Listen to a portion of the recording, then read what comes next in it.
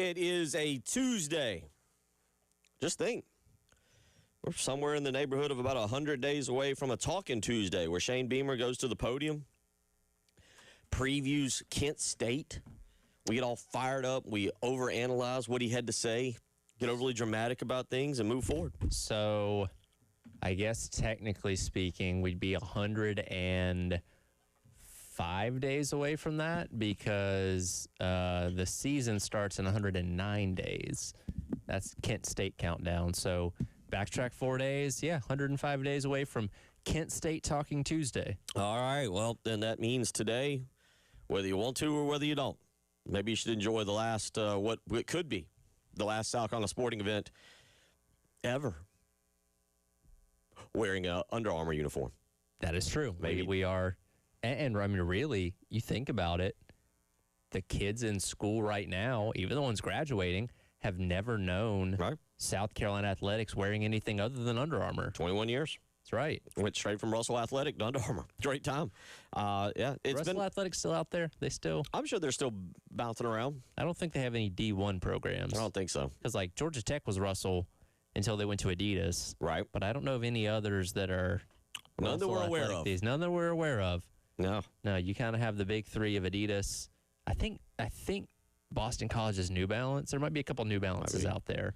But yeah, typically the big three, Under Armour, Nike, and Adidas. That's it. So in a lot of ways, and we'll frame it from this standpoint. We'll see what happens. 5:30 today, South Carolina and Tennessee, roughly 5:30. We'll have the pregame for you right at about 5:15. But Tyler, in a lot of ways, I feel like today is likely going to be the end of an era, both from a Under Armour standpoint, which, as you just pointed out, 22 years in the making, 2005, I believe, 21 years in the making. So you're right. A lot of people, that's all they know is Under Armour and South Carolina associated with each other. And starting on July 1st, it'll be Nike. Because the first Under Armour game would have been Spurrier's first game as head coach. Spurrier and Under Armour came on board when Spurrier came in, and South Carolina thought that was a monster deal, and they took it, and that led us to the great commercial. Click, clack, or however he words it. But he ushered in the Under Armour era, and yeah, it's gone 20. So is it 21 years? Is that right? 2005 to 2026. That it will wrap 22 seasons. 22 seasons. Thank you. What a good word. Good worded. There's uniforms that we can look back at during that time and be like, oh, okay. There was the Wounded Warrior collection. I actually like those. Okay. Yeah, I was a fan. The one-time gray uniforms worn down in Baton Rouge against LSU on a Saturday night. But we'll analyze that a little bit as it's hard for me to see South Carolina beating Tennessee today. It's just hard for me to see those guys go from Nashville on Saturday, pick up the pieces, whatever pieces are remaining, go to Hoover and be like, yeah, guys, you guys want to keep playing here? I just we'll see what happens. They can win. Certainly it's possible, but hard for me to believe. It is significant. Reese Chapman, one of their best offensive players, is out. He took a line drive to the face yesterday at practice, apparently. So they're down one of their better hitters. But again, and look, baseball's a funny game. One game can go either team's way. So it wouldn't be shocking if Carolina was able to win this game. But I don't think, for one, I don't think anybody is going in hopeful, right? Even the most diehard fans, maybe Gamecock Larry would have had a different perspective on this. But I don't know anybody that's like wanting to see this get prolonged this week. You know what I mean? Because you don't go into this week thinking there's a realistic chance they can win 5 games between now and Sunday. Could they win one? Sure. But like, you're kind of just at that point delaying the inevitable. You're kicking the can down the road of a disappointing season coming to an end. I think most people would rather just have the Band-Aid ripped off, get it over with, and then, okay, tomorrow we can reflect back and then look ahead. Yeah, I'm with you. It's kind of like, all right, we've danced around the subject of the coaching search.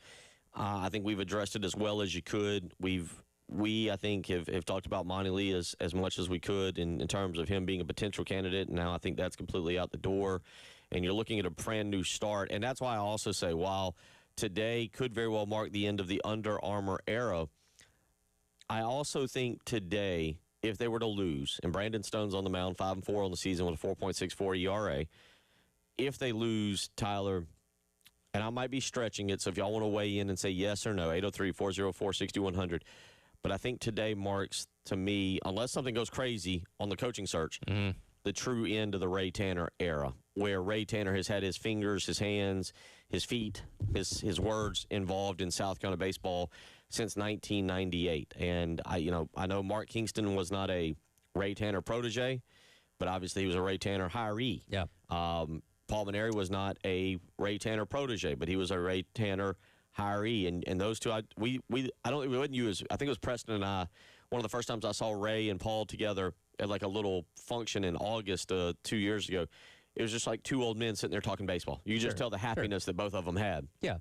And so if this coaching search goes according to plan and you don't hire a former alumni or anything of that nature, this is it. This is the complete split from what was. All right, let's the two things can be correct. Ray Tanner can be a bad AD, but an incredible baseball coach, and now should be remembered as the incredible baseball coach he was.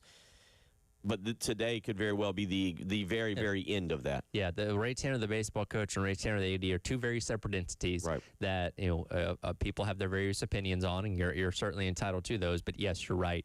What we are embarking on going forward will be a completely new era of Gamecock baseball because the person in charge of hiring them has a different perspective, different experience, and just is a different person in general that we think is going to make a very exciting hire that gets this fan base, riled up and energized again for Gamecock baseball because you haven't had that in many, many years. And I reference this a lot, but even towards the end of the Kingston era, those last couple of years, maybe it was just a lack of belief of making a deep run in the postseason, but it just didn't seem like the fan base was juiced even going into the year of like, hey, maybe this is the year they finally get it, turned around and make something happen and make a run for Omaha. I think people just kind of resign themselves to the fact in the last couple of Kingston years of like, yeah, they'll be good, but they're not going to be great. And that was part of the reason why they ultimately decided to move on from him and bring in Mainieri, who they thought could take them up to that next level. That obviously ended up being a absolute failure in every sense of the word. And that error is going to be hopefully corrected with this next hire. According to Pete Nakos of On3 Sports, who has put out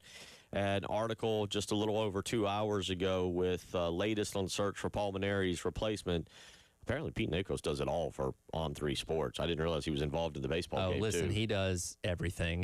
If he's not on the phone or shooting hoops in the parking lot, the On3 headquarters in Nashville, I don't know what. He doesn't have a life outside of that, apparently. Clearly. But according to him, speaking with sources across the industry, the two names most frequently mentioned in conversations are Coastal Carolina's Kevin Schnall and Kansas' Dan Fitzgerald.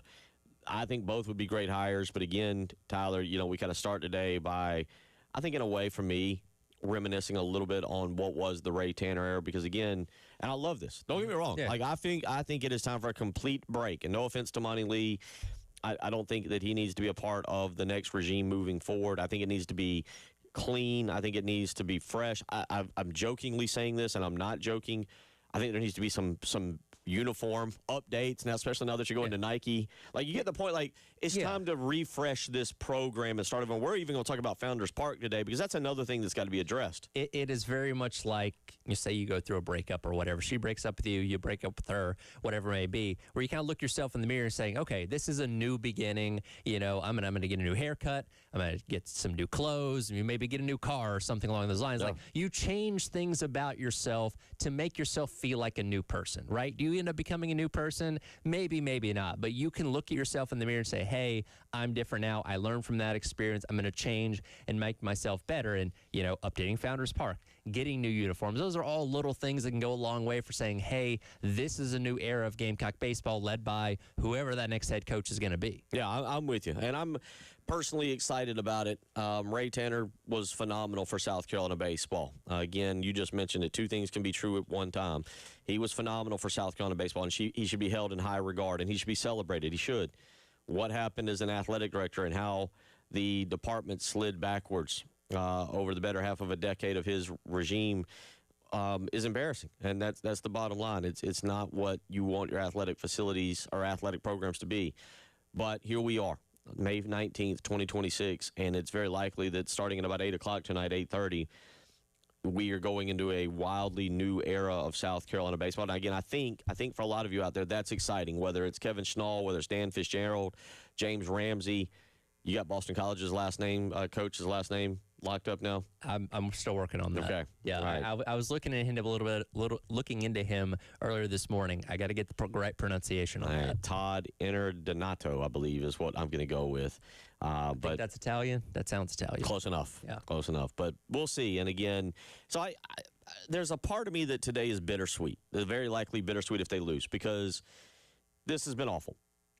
6-24, 7-23, the last 2 years in conference play is absolutely unacceptable at the University of South Carolina in baseball. Absolutely not with the resources, not with the fan base.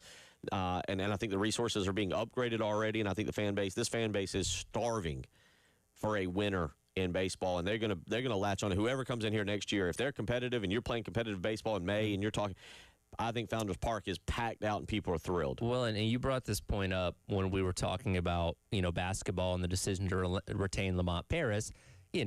South Carolina's fandom hasn't seen a lot of great basketball over the years, so maybe they don't know exactly what that looks like. They've seen a lot of excellent to, quite frankly, almost perfect baseball going back to the national championship teams, the end of the Ray Tanner era. So this fan base knows what it wants in a baseball program because they've seen it before. Now it's getting farther and farther in the rearview mirrors, but still, there are plenty of people in this fan base that know what good baseball looks like, and that's what you hope to get back to with whoever gets hired here in a couple weeks. Yep. We'll talk a lot. Obviously, the conversation will really change to the coaching search again, likely tomorrow. I don't want them to go out and lose today. Those young men, some of it will be the last time they ever put on a baseball uniform, especially given the uncertainty that can come with your future. Doesn't matter if you're a freshman or a senior today. Who knows what the future is for some of those players? Some of them, they're fine. They're going to have plenty of future in front of them. Not so much for other ones. So we'll see how the game plays out. 5:30 today. Again, coverage starts for you right here on 107.5 The Game. Roughly about 5:15. We'll get into that. Also this hour, we'll get into a little bit more of the baseball. Let you listen to a little bit of Monty Lee from yesterday. He joined the post-game show. And I do want to get into this topic because we start talking about cleaning up South Carolina's baseball program. Just completely cleaning it up, refixing it, rebuilding it, a brand new South Carolina baseball team. And one of the questions is Founders Park good enough? What do we need to do with Founders Park? And I'm not saying tear it. Neither. I don't think we're going to get into the conversation. I don't think Tyler's going to say tear it down and build a new one. It's fine, but it can be better. It can, and we'll talk about that. 803-404-6100, how you can weigh in. We'll do that. Plenty of other topics today as well. You're listening to Tyler Head, Captain David Ayer, Bill Gunner. It is the Halftime Show.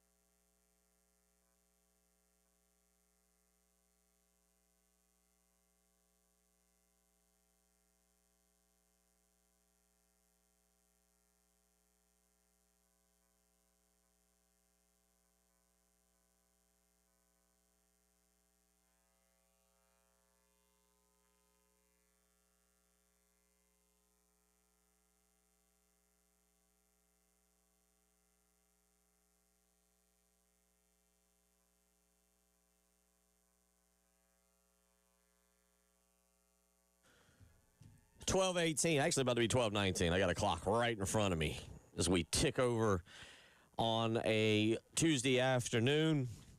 Tyler Head, Captain David Dare, Bill Gunner, rolling along here on a. I'm juggling this around in my head. You know, Tyler, I learned from Phil Kornblut and Kevin McCreary and the way they kind of taught me to do radio. You come in, you start talking, and you allow what you're talking about to kind of wash over you and digest as you go along. And because we're talking about it now, live, you know, as opposed to having a warm-up conversation in my car or last night in my recliner to myself. Yeah. And it's an interest, if this is indeed the last day of South Carolina's baseball season, and therefore also the last day of South Carolina's 2025-2026 athletic academic season. There's a lot to take in with what has transpired just in baseball and what today could signal. We just mentioned it jokingly, but true. The end of the Under Armour apparel deal. Of course, that officially runs out June 30th. But as far as actual games being played, this will be the last time a Carolina team suits up in Under Armour. That's right. Yeah, and the next time you show up with an Under Armour polo or T-shirt, you're wearing the wrong product company, apparel company.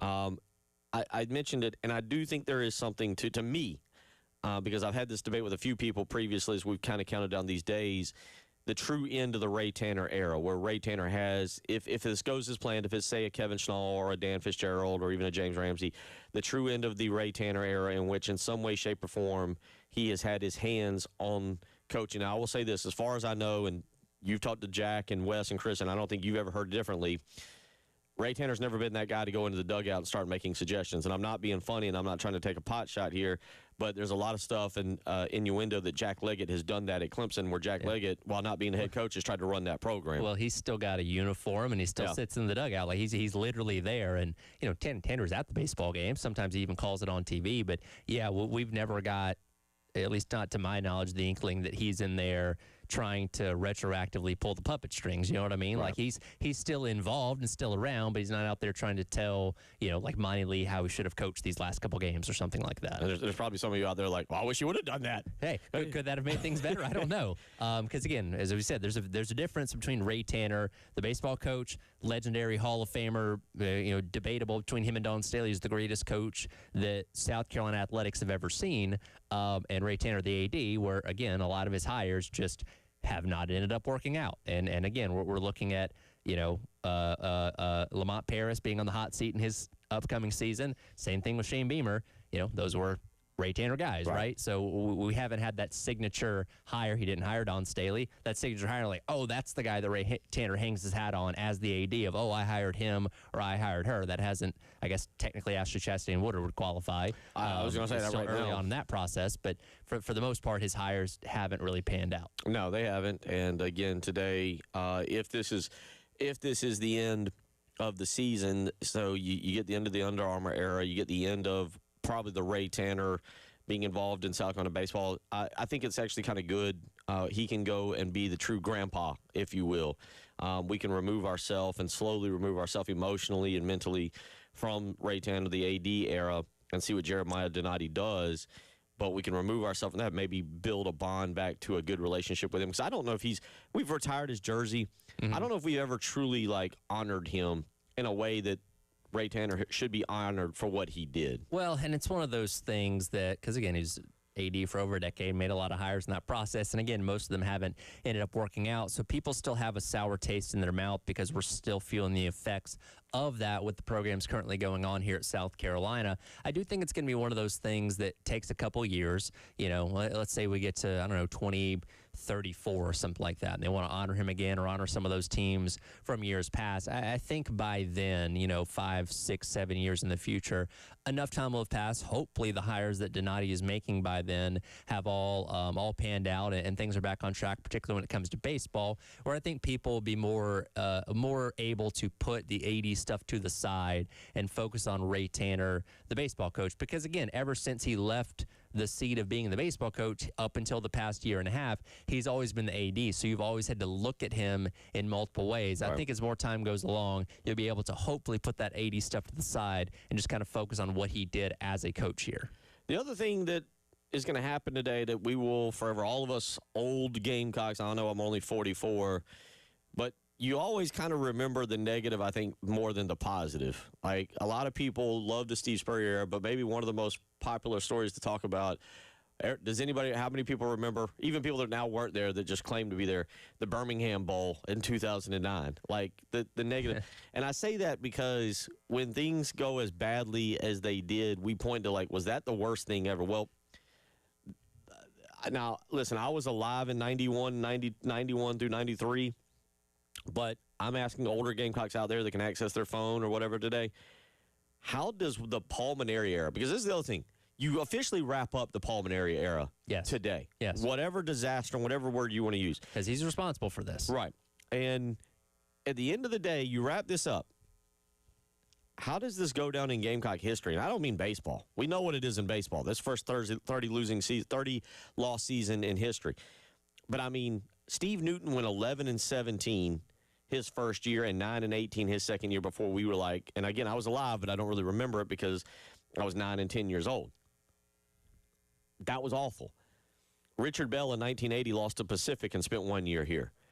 Like, where do we put the Paul? And this is a jokingly tongue-in-cheek question, but it is, I do ask it, like, where do we put in terms of South Carolina's athletic history this debacle, this monstrosity of 2 seasons in a coaching situation? I think it depends on what happens next, right? Because let's say you hire Dan Fitzgerald. He comes in here, Carolina's suddenly competing for the SEC, regionals, super regionals. Hopefully he can get it back to Omaha, and we enjoy, the next 5 to 8 years of the success we've been waiting to have since the Ray Tanner era ended. I think at that point you look at the Paul Mainieri era as that thing that nobody talks about, that thing that we all remember, but nobody wants to bring up or nobody wants to mention because it was such a horrible experience for everybody. That's if baseball turns around and starts having success again. Okay. If the person you hire, whoever it may be, doesn't have success and this program continues to slide, then we kind of look at that as like, yeah, well, it all went downhill when you hired Paul Mainieri. So you're hoping to have success where you can kind of take the Mainieri era, put it in a box, and put it in a closet that you never open again, and we just never mention it or talk about it. Kind of like that one family member that isn't around anymore, that's, expedited themselves or whatever. It's kind of like that. Like, we all know they're still a part of the family, but we don't acknowledge them. I think that's what you're hoping for, that you're so successful, you don't have to talk about it anymore. It just kind of becomes this mutual thing we all agree we never speak about again. I don't know. I think it's somewhat, if you start winning, I think you actually look back on it and laugh. Like, you talk about it and you're like, remember when we had to get through the valley to get to the mountain? After a period of time, I think you can laugh about it. You might be right, but there's nothing on the line today. Let's be clear about that. There's nothing on the line in Hoover. But I do think if you take a big picture look at the University of South Carolina athletics, if you look at Ray Tanner and what his role has been in South Carolina athletics, you think about Under Armour. Tyler made a great point. I didn't really think about this.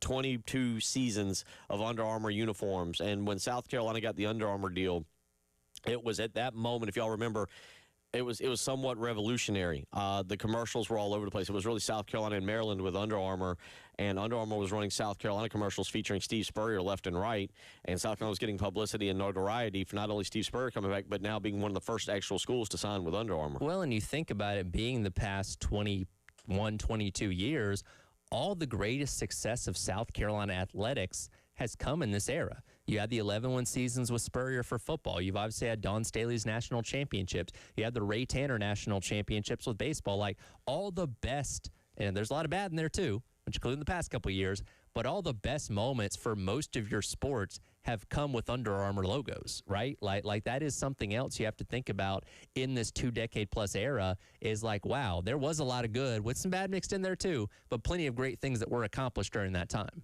803-404-6100. We'll talk a little bit about the baseball game today. Vince weighs in. I agree. He says, let's give Talmadge Lee Croy his due today. He's been a great Gamecock, and there is something... That's for sure. Something that we need to probably address later on in the show, just some of the players, and we'll let you hear a little bit from Monty Lee. When we come back, we'll kind of continue talking about baseball, but now we'll ask y'all, what about Founders Park? We're doing it. This is now a whole new renovation of South Carolina baseball. New coach. I keep saying it. New uniforms. Maybe we'll throw uniforms in there along with the discussion on Founders Park. But it's brand new. Well, Founders Park, great stadium, but could use some upgrades. What would you suggest? You're listening to Tyler Head, Captain David Dare, Bill Gunner. It's the Halftime Show.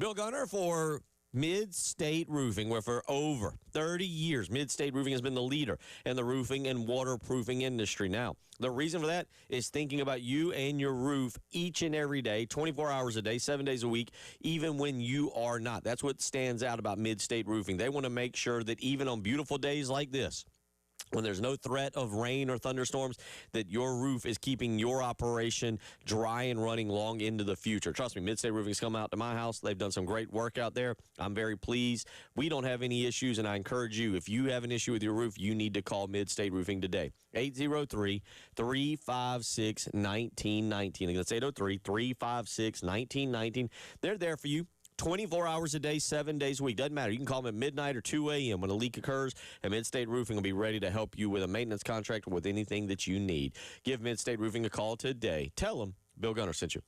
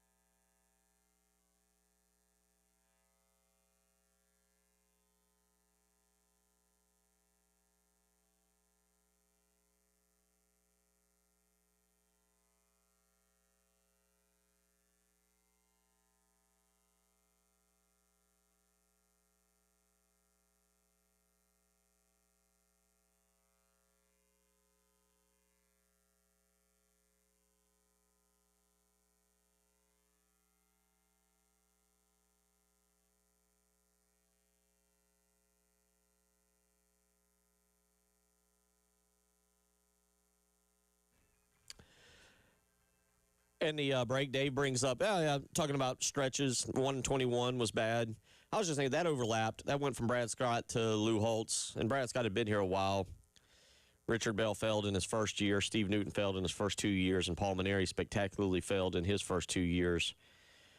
I don't know. Do you laugh about it next year when you're at your tailgate and hopefully one of these coaches is getting set to hand over the lineup card and get everybody going, or is it, do you need time? Because I got to admit, Tyler, what occurred here is a specialty little situation in terms of a Hall of Fame type national championship coach coming in and bombing the way he did.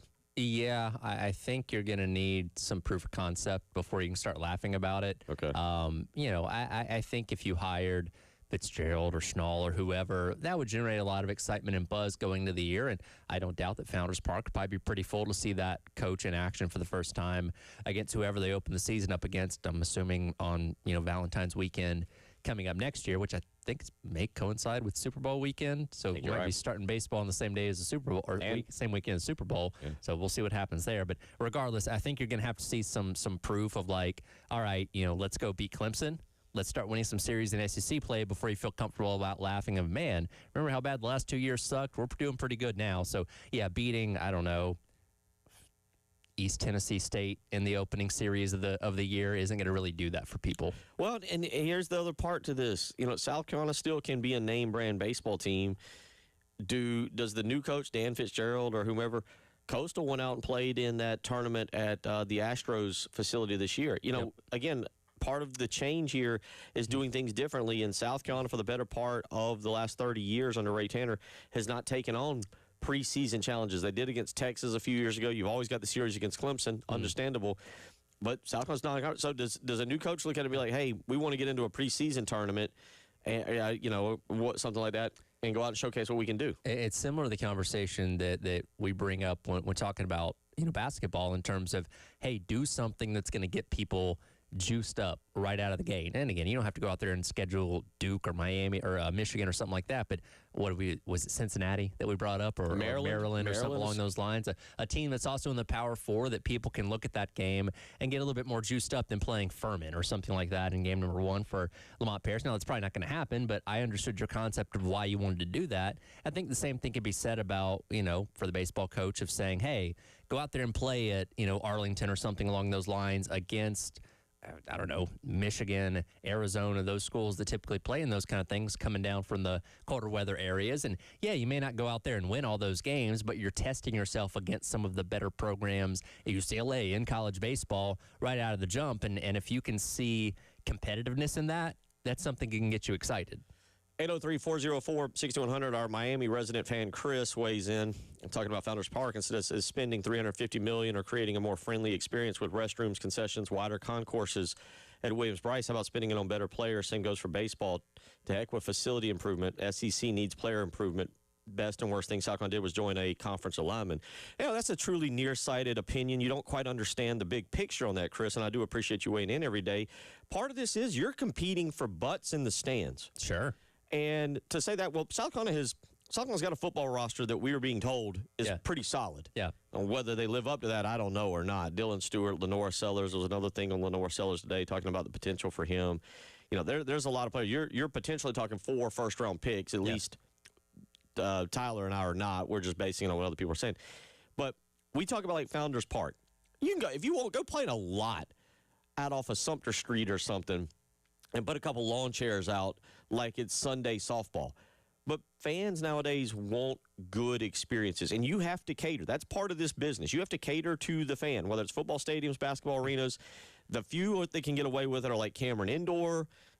A few others, obviously, you can go professional and talk about it, but Founders Park has got to be it was a centerpiece, a jewel, if you will, for South Carolina athletics when it was built. Still a great facility, but I do ask y'all out there, what have you got to do now to enhance that, to get it back to being one of the finer facilities in the SEC? Well, let's look at things from the football standpoint of like Williams-Brice was fine. Right, but they looked around and said, "Hey, what is everybody else in the SEC doing? What do they have in terms of like suites and amenities and stuff like that?" And you realize, hey, Carolina is really far behind in this regard. You got to keep up with the Joneses in your own conference. And again, that helps out your fan base and gives them something when they're at those games as far as their experience goes. Now, Founders Park, a little bit different because you don't have as many bells and whistles when it comes to a baseball park as it does a football stadium. But and I went out to I bought some cheap tickets and went to the Princeton doubleheader back in March or whenever that was. And, got to hang out. And it's fine, but there are always areas you can look at to improve. I don't know how old that video board is. Is that something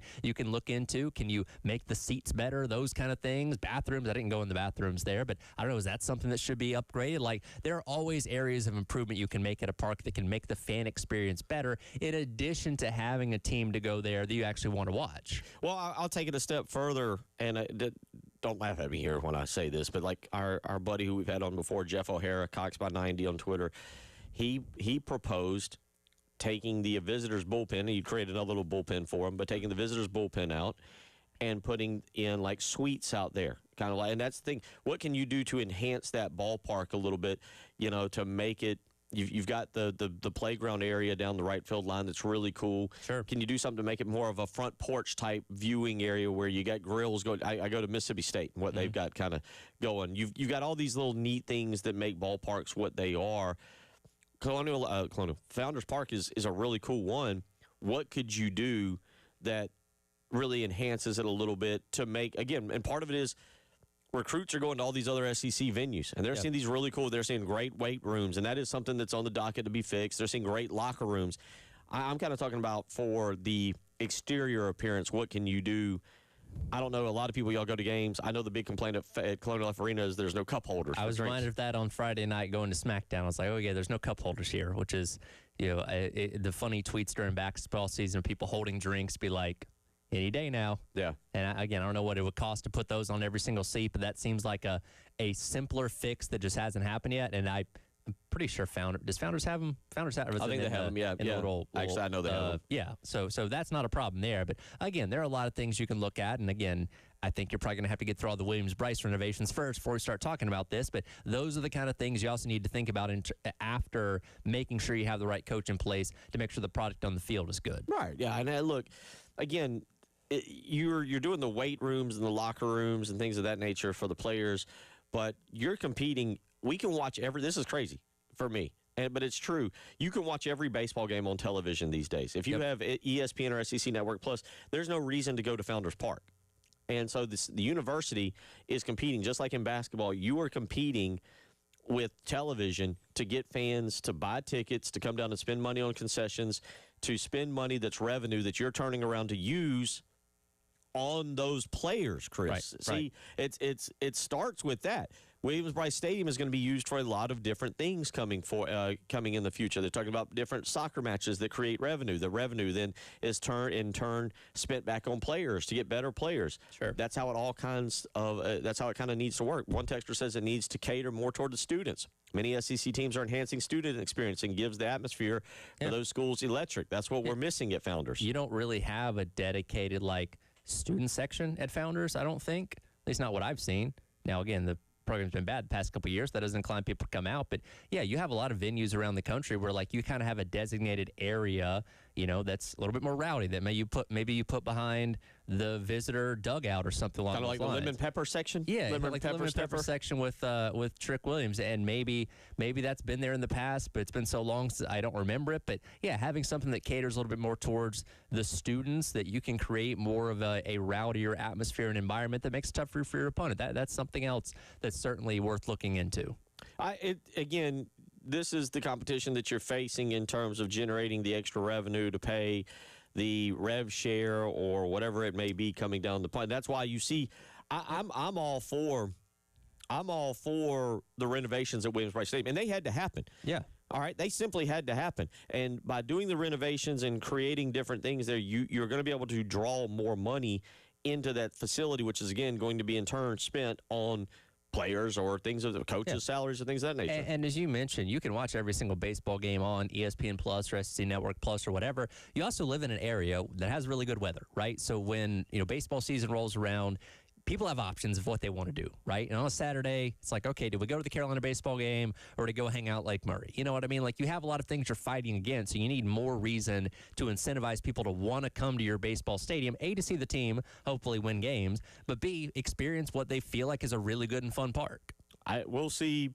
That is a part of this. And if you don't think so, I'm just telling you right now, it's a bigger part than you realize. It's not probably, it's more important than the little joke I'm carrying about the uniforms, but that is something that I think's got to be addressed a little bit as South Carolina tries to work their way back from being what is currently the 15th team in the SEC, only ahead of Missouri, to being in the upper echelon where they were.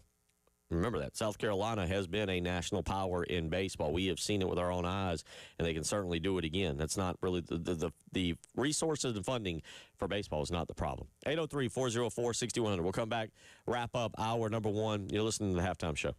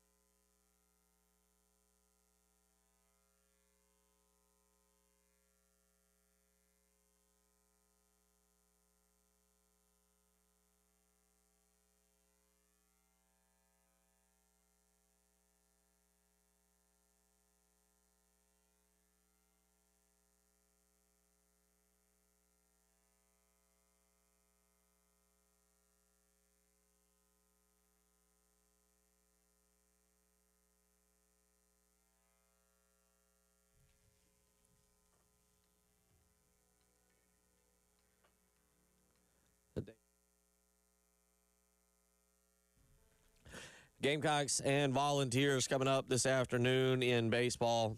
Look, the truth be told, also, South Carolina's never been good. I don't know if this is an excuse, but South Carolina's never really been good in Hoover at the SEC tournaments. I don't know why we would expect this year to be any better, but let's hear what Monty Lee had to say yesterday. Here is his personal scouting report on Tennessee. Well, we know the starting pitcher quite well. He was actually verbally committed to South Carolina for quite some time. Cameron Appenzeller, one of the most talented freshmen in the SEC, lefty. He's going to run it up there in the low 90s, may get it a clip higher than that. He's had a fantastic season. And Tennessee's a really offensive ball club, fairly right-handed lineup. They're used to winning. Obviously got a first-year head coach, and they've been playing better in the second half of the season. So, a big key for us. We got Brandon Stone. We got a competitor going for us on the mound, and we're gonna hope that he can give us some length. And we've got some options out of the bullpen. Look, our season is on the line, as you know. It's a one-game shootout for us. So, there's no point in us looking forward past tomorrow. We'll use everybody that we have to win tomorrow's game in regards to our pitching staff, and we've got to find a way to make sure we've got a great plan as an offense against Appenzeller, who's a very talented lefty. That is a good point. I've thought about it, but I guess I hadn't heard it phrased like that. Like, use whatever you got today, and then figure out tomorrow. Whatever. It is truly, because Stone's going to start today, and hey, if he can give you 4 or 5 innings, great. If he's struggling after 2 1/3, pull him and put somebody else in. If you have to empty the clip today, do it, right? Because effectively there is no tomorrow. Like, yeah, if you win, you have to still plan for another game, but you don't get there unless you win the game. So, yeah, we may see some pretty radical decisions when it comes to using your staff today, because, again, you have to play like your life depends on it, because, quite frankly, it does. We'll see what happens this afternoon. Again, I think all of us are in agreement that this team, under Monty Lee, it feels like they fought for as long as they could, and they were just mismatched. And then the bottom fell out in the Kentucky game, Tyler.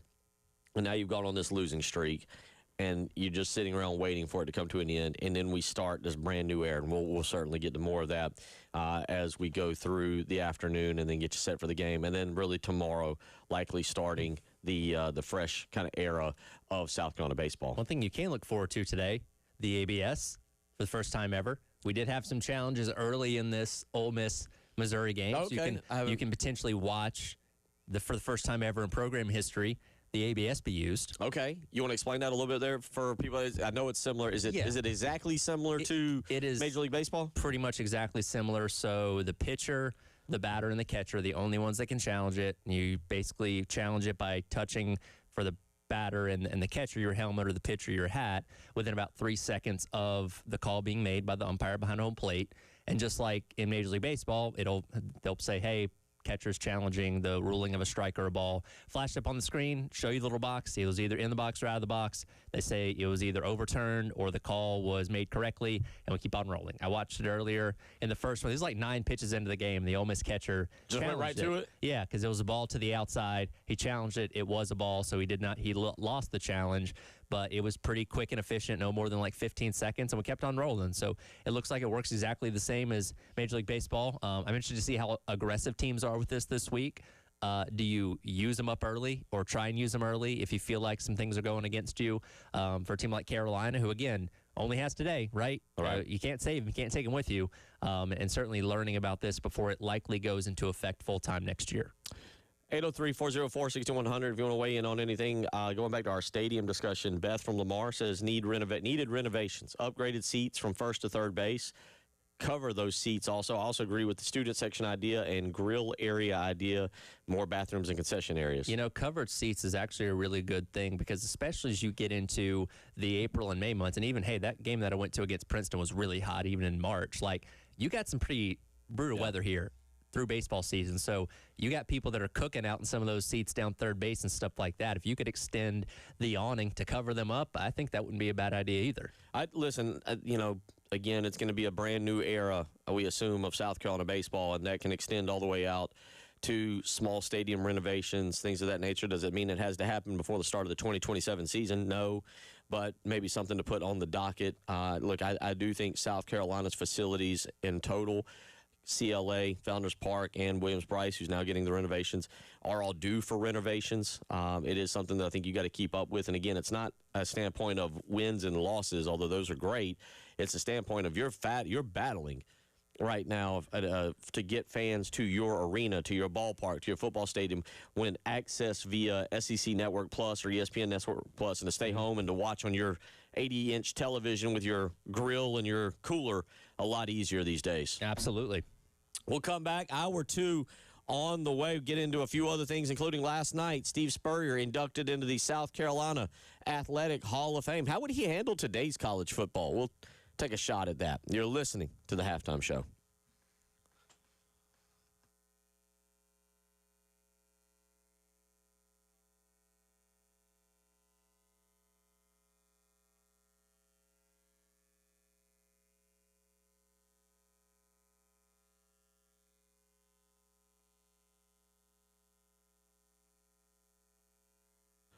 Bill Gunner for AAA Heating and Air. The weather, the temperature, it is starting to heat up. And is your air conditioning unit ready for the summer? Let me tell you something. You've listened to me here on this radio show for 10 years. You know how much I despise the cold. Well, I also am not a big fan of it being hot in the house during the summer. And about 5 years ago, AAA Heating and Air came out to my household, put a brand new Trane heating and air unit in, and it has been absolutely phenomenal. The heating and air unit portion worked great. But what was even better was the way AAA Heating and Air handled the entire situation, from arrival to cleanup to even the installation and explaining how it would save me money. AAA Heating and Air was absolutely first class and second to none. Give them a phone call, 803-677-1500, or check them out on the web. You can visit them on the web. Call AAAtoday.com. Again, that's call AAAtoday.com and tell them Bill Gunner sent you.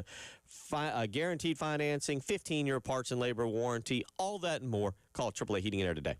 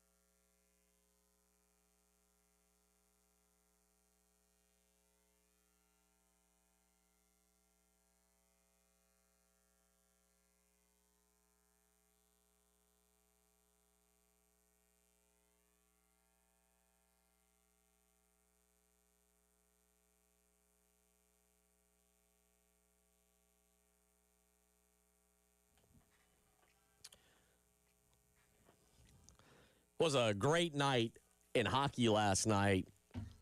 Montreal and Buffalo. Is there a more snake bit like franchise? All right, let's go through franchises for a minute. Sure. Across professional sports. Yep. Than Buffalo. Like the franchise itself or the city, the sports city? Yeah, the sports city. Yeah, I saw them talking about this earlier on ESPN. You obviously had, Buffalo with the 4 Super Bowls. Right. Now they can't get back right now. They can't get back right now, despite the fact they have legitimately one of the best quarterback talents of this generation in Josh Allen. And then you have the heartbreak for the Sabres. Yeah. I don't think they have. I might be nothing else there, but yeah, last night and Montreal wins in overtime. Incredible game. Montreal will now get the Hurricanes coming up later this week, but it was a phenomenal match. I will bang the drum. I'm telling you, and I watched last night too. I feel like it's time to be drawn in. So I got into game 1 of the Western Conference Finals in the NBA. Wemby and the Spurs against SGA and the Thunder. There's been that whole. You're not really a huge NBA guy. Like, it's on your peripheral vision, but you're not I keep up with it enough.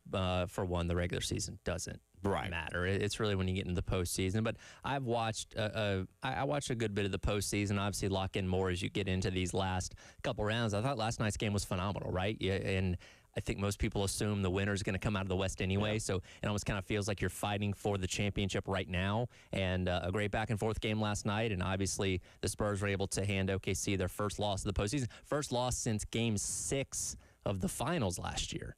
So they were on a 9-game win streak, I believe, because they won Game 7 and obviously won the prior 2 series with sweeps. So pretty significant, especially in OKC with that rowdy crowd and all that kind of stuff to give the Spurs the 1-game advantage. They'll go back to the action. Now tonight is the Eastern Conference, Cleveland and New York, but then the Spurs and the Thunder will play again on Wednesday night. Last night, I don't know if you watched them, and I just think at times we don't take incredible stars for who they are. It doesn't mean you have to love the sport. It doesn't mean you have to be a big fan of the star, but to watch them, Victor Wembanyama is that dude that I think you have to take 10 minutes out of your time, whether you love the NBA or not, whether you dislike it, to just watch, because he's an alien playing basketball. 7'4", 235, can do things that people simply couldn't do. And last night, 41 points as well. Probably should have. I don't want to go down this path with you. Probably should have been the MVP of the league this year. Yeah, well, and that was the conversation going in. Now, they awarded it to SGA last night. Shams broke it over the weekend. So we've known for a little bit. So people were saying, is that going to motivate Victor Wembanyama? And he didn't really commit one way to the other when asked about it in the postgame about that last night. But I could see something that would kind of motivate him and fuel him, saying, hey, I'll show you. And, again, he's so young in his NBA career as of right now. I was watching last night's game, seeing him doing the things he was doing, like, okay, these are the things we're going to be talking about 20 years from now. Like, remember in 2026 when he had 41 points and 24 rebounds against the the Thunder in Game 1 of the Western Conference Finals? Like, those are those kind of marquee moments for him that are going to define his career. And as long as he's able to stay healthy, he should be at the top of this game for a very, very long time to come. Yeah, he's a freak, a human being, and then a freak athlete to go along with it. And certainly he is capable of doing things that just others at 7'4", just others simply can't. So we'll see. The Hurricanes and Montreal get going coming up on Thursday night. Vegas and the Avalanche get going tomorrow night on Wednesday night. And then tonight again, NBA playoffs, Cleveland and New York. That game will be Game 1 in New York. So if you're looking for a little professional playoffs. Last night also, the Braves. It's like everything. It's like the Braves were just like, we're done for a night. We're just taking the night off, guys. 12-0. We lost. We're done. It's cool. Let's enjoy Miami for a minute. Yeah, not great. Now that did allow me to kind of solely focus on the Western Conference Finals after a bit, because they get down 7-0. Yeah. It's like, okay. Then they gave up the Grand Slam. It was 11-0. I'm like, all right, I don't think the Braves are going to come back in this. It's a 3-game set with Miami, so you still got plenty of time to win the series. Actually, today's game's at 4:10, so kind of a weird midday game in the middle of a series, but I think they're fine. And that was J.R. Ritchie again, a young guy getting only his first handful of starts that I think kind of learned his lesson the hard way last night, that, hey, sometimes it goes that way, and I fully expect him to bounce back and be fine. But, yeah, a little jarring considering how well they've been playing, but every team's due for a bad game every now and then. I watched the first few innings, and it was honestly kind of like, man, we just came off of the Dodgers, the Cubs, and the Red Sox. Then you had to fly Sunday night to Monday to get to Miami. Let's be honest, you get to Miami, the weather's great. Now we're hitting into summertime. You catch a couple things going on around with your eyes, your mindset might not be locked into a baseball game on a Monday night, especially, again, coming off of, 9 games and essentially 10 days there, not counting the road trip, by the way, that they were on. Yeah, and you took 2 series against 2 of the best teams in the National League and the Dodgers and Cubs back-to-back. You had a spirited series with the Red Sox over the weekend. Darn near could have won all 3 of those games. So, yeah, every team's due for an off day. Again, it's a little jarring when it's a 12-run loss like it was last night, but I think they'll be fine. I think I heard this morning they're 12-3 coming off losses this year, so position themselves well for later on today. And yeah, that's the benefit of being a really good team is when you have a bad game like that, you can be like, whatever, bad Monday. Yeah, chalk it up. We'll see. But the Braves back in action, you mentioned, at 4:10 today against the Marlins. Also last night here in Columbia, they had the South Carolina Athletics Hall of Fame, and the notable recipient or inductee, Steve Spurrier, as he made his way back to Columbia, fresh off of a Morgan Wallen concert, we should add. But it's been a busy week for him. Yeah, but Spurrier back in town, and again, Dave, this is clip number 6. Here is Spurrier last night talking about his time at South Carolina and the induction into the Hall of Fame. It is a little bit different. First thing I always say about South Carolina, thanks to Mike McGee, the athletic director, who hired me here when I was actually 60 years old. And I won my first game at age 60. So I don't know if anybody has been the winningest coach in school history after 60, but Mike McGee gave me that opportunity. So always thankful for him. My wife and kids, we always thoroughly enjoyed Columbia, University of South Carolina. We had wonderful players and coaches, and most all games were a lot of fun. We had some heartbreak here and there, but we set some records that some people say may not be broken in our lifetime. We'll have to wait and see. Some people say. Reminds me of a certain president. But he also said, I want to be the winningest coach in school history. All I have to do is win 65. It wasn't way up there. Yeah, that was what he said when he arrived. Yeah, That's so funny. Look, I mean, Spurrier, I will tell people that have never dealt with him, what Spurrier did at South Carolina, he's very proud of. Sure. Very, very, very proud of. Now, granted, as y'all will know, or unless you've lived under a rock for the better half of the 20th century, South Carolina football did not have a lot to brag about. Steve Spurrier is very proud of the fact, and he does hold a special place in South Carolina holds a special place in his heart because he did accomplish those things. He didn't accomplish as much as he wanted to. He'd never won an SEC and never played for a national title, despite having 3 teams that were close, pretty close. But he is a Gator through and through. There's no doubt about that. That was his alma mater. That's where he met his wife. That's where he won a Heisman. That's where he won national championships and coached the football program, and I get that.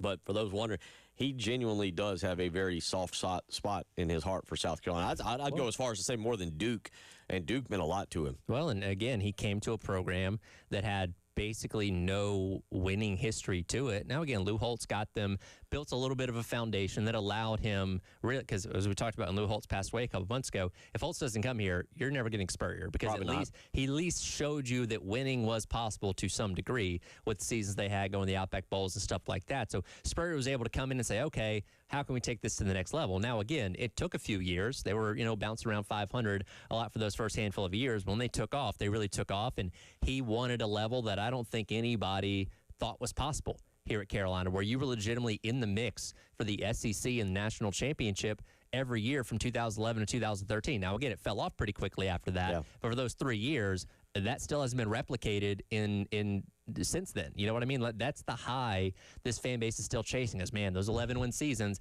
can Beamer get back to that? Can this program get back to that? We still haven't gotten there yet. You've seen pockets, seen moments like in 2024, but that is the standard for what the best of the best for Carolina football's been for those 3 years. But I think it taught the fans that, hey, we can have expectations. And Spurrier was big in teaching fans that about the don't clap after the Auburn loss back in 2006, I believe, on a Thursday night.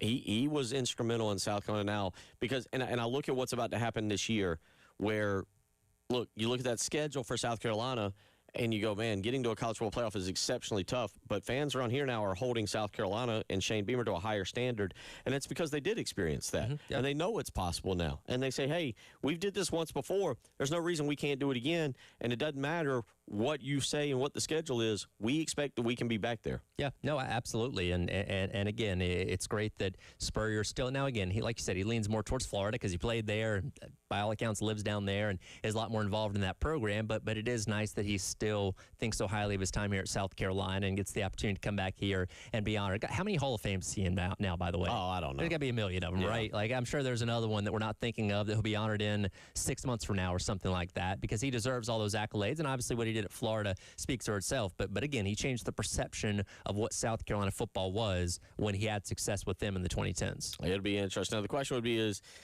how would he handle coaching in today's world? I think he fits well. How would he handle student athletes that are asking for high dollar amounts? You know what I mean? Like is that something? How would Spurrier handle that? I think is my biggest question. I don't know how he would handle it. I think the general consensus is that he would have hired somebody to handle it. Yeah, and that he's not in charge. Like, yeah, you handle that. I'm a coach ball. Yeah. A kid comes in and goes, Coach, we need $1 million. He goes, yep, go talk to Spronis over there. They'll cut you a check. Yeah, talk to me when you want to go over beating quarters defense. Yeah, I think he would actually, because he would be very hands off, which is probably a good thing. And I think he's one of the few coaches that could get away with that, by the way. He would recognize that's not his strong suit. Saying, hey, this is new to me. You people that I've hired over here, you handle that.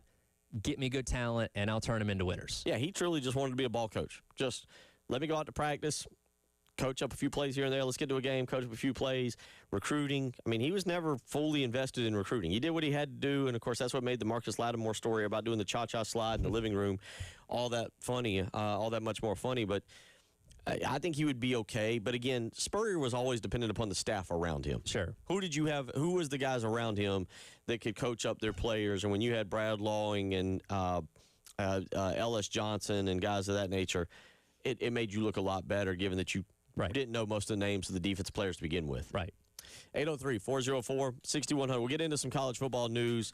A lot of things happening here across the board. We'll talk about that. You're listening to The Halftime Show.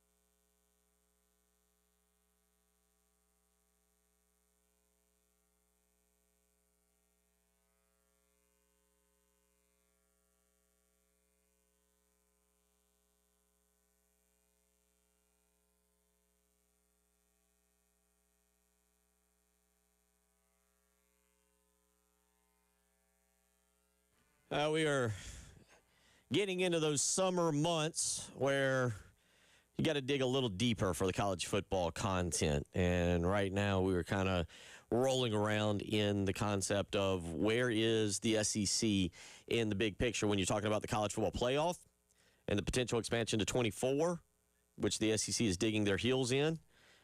Is this where the SEC is maybe able to show a little fight, a little power? Haven't gotten a team to the national championship in the last 3 years. Haven't even played in it. College football is the big boy of the industry. It is what I still continue to believe will end up being separated from the NCAA at some point, sooner than later, if it's not already truly separated. Yesterday on the Paul Feinbaum show, Paul Feinbaum talked about saying the SEC has got to stop making some excuses for its recent performance. Here's what he had to say. I'm going to spare you what a lot of my colleagues say because it makes me sick. When somebody comes on for a question like that and says, well, yeah, the Big Ten may have won the last 3, but the SEC is deeper, 1-16. Like, what does that mean? Let's quit trying to alibi. It's at the top of the SEC where the problem has occurred. All these other things have happened, and I don't think it's a reason to go hide under a rock, but nor do I think it's a reason for SEC fans to find anything that they can and beat their chest about. Let's just be real about it. Is my message to all of you, not to you specifically, but to the people in the SEC who just won't let this go. Feinbaum has been the SEC's biggest homer. The SEC network is somewhat built around him, and here he is. And he's calling it like this is a true statement. Conference superiority is a real thing. Sure. And look, I'm one of those people. I'm SEC mad. It just means more. I've been at the media days. I've been around these things. There is a level of the SEC's arrogance and self-entitlement that has to be matched. And when you get brought down, when you are not playing for national championships, particularly in football, it's great that they dominate baseball. They do. And they dominate softball. Basketball, they've gotten a lot better at, Tyler. Football is the name of the game. And that's what drives the conversation. And right now, you are not in the lead seat. You're not the engineer of the caboose right now. I think that works. I'll go with that. The caboose is in the back. Train. Yeah. So isn't that where the engineer is at? He's got to run everything. No, the engine's in the front. The caboose is the last car. The engineer is the one that's got to run everything, though, right? Like he's not the captain of the. I've never been on a train, but so it's a bad analogy to get going. And now I've walked myself down a path. Conductor is. Yeah. Conductor. I always thought the conductor's at the front and the engineer's at the back. The engineer's overseeing everything. Am I wrong on that? Because if you're thinking of like an old school traditional train, there's nothing mechanical on the back, right? Okay. It's just the last car. So you have I think you have a separate engine compartment that the engineer is probably. I thought that's where I thought it was in the back. Yeah, no, I think that's like the second car or the back half of the first car. All right. So I don't know. I'm not a train expert by any means, but that's the way that I understand it. They don't use cabooses anymore. We don't use a caboose anymore. No. So it's just a bad analogy all the way around. I just completely screwed that up. And a conductor pretty much just takes up tickets. Who drives the train? The engineer. The engineer does drive the train. Yeah, he's at the very front. Well, we're learning about trains today. How about that? I get the point you're trying to make, though, that the SEC is not leading the charge the way that they were, and I think you're right in the aspect of for 2 decades basically the SEC was able to beat its chest, right? And the SEC's always been good at all these sports, but as you got into the 2000s, when you had LSU and Alabama and Auburn and all these teams start winning national championships, Florida in there as well, especially on that run where from 2006 through 2012, it was nothing but SEC teams winning the national championship, and then Florida State wins one, then it immediately goes back, Florida State and then Ohio State, but then it immediately goes back to the SEC once again and kind of reasserting that dominance. So they were never really away from holding the title for very long where you could say, hey, what happened to them? Where now they haven't even played for it in the past 3 years. That being said, as I brought up before, it's not like they're really far away, right? Ole Miss played Miami down to the end in the semifinal this year. Texas was driving to tie the game against Ohio State a year ago before they fumbled and the game got away from them.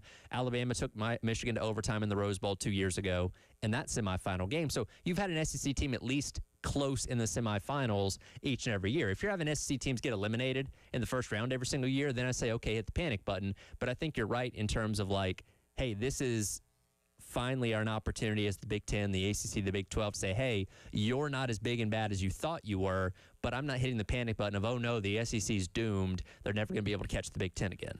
I don't know if they're doomed or like you said, I think this thing will kind of go in cycles. But I do think the advantages the SEC had have been stripped. And you talk about a bad time to not be the voice of the sport, where you were there 10 years ago, 5 years ago. And we're trying to decide what is the future. And that's kind of the big picture at this.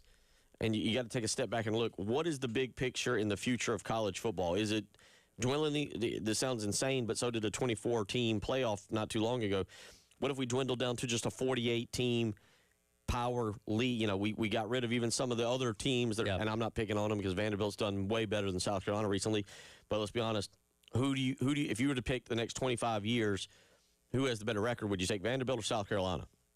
I think you would take South Carolina, but probably, but it's more of a debate now than it used to be. Right, exactly. But my point is like, you know, what if this thing got dwindled down to a 48-team, essentially NFL-style model? What if it stays? What if it goes to 64? The Super League, as we often talk about. Well, you know, you're seeing the evolution of college football for what we're going to get, and that includes everything from NIL and transfer portal to even down to television contracts and what leagues necessarily look like, and of course, what we're all trying to figure out right now is the college football playoff. Yeah, and again, the SEC still holds a lot of power because that was yielded to them by the other conferences, and I don't think them not winning national championships changes that, right? Because they still command a lot of money. They still put the most talent in the NFL each and every year. And look, I'm not going to be shocked if this year an SEC team returns to the throne and wins the national championship. Georgia, Texas, Alabama, you know, whoever. Because, again, they've still been in close and been in consideration each and every year, and I don't see that changing anytime soon. And,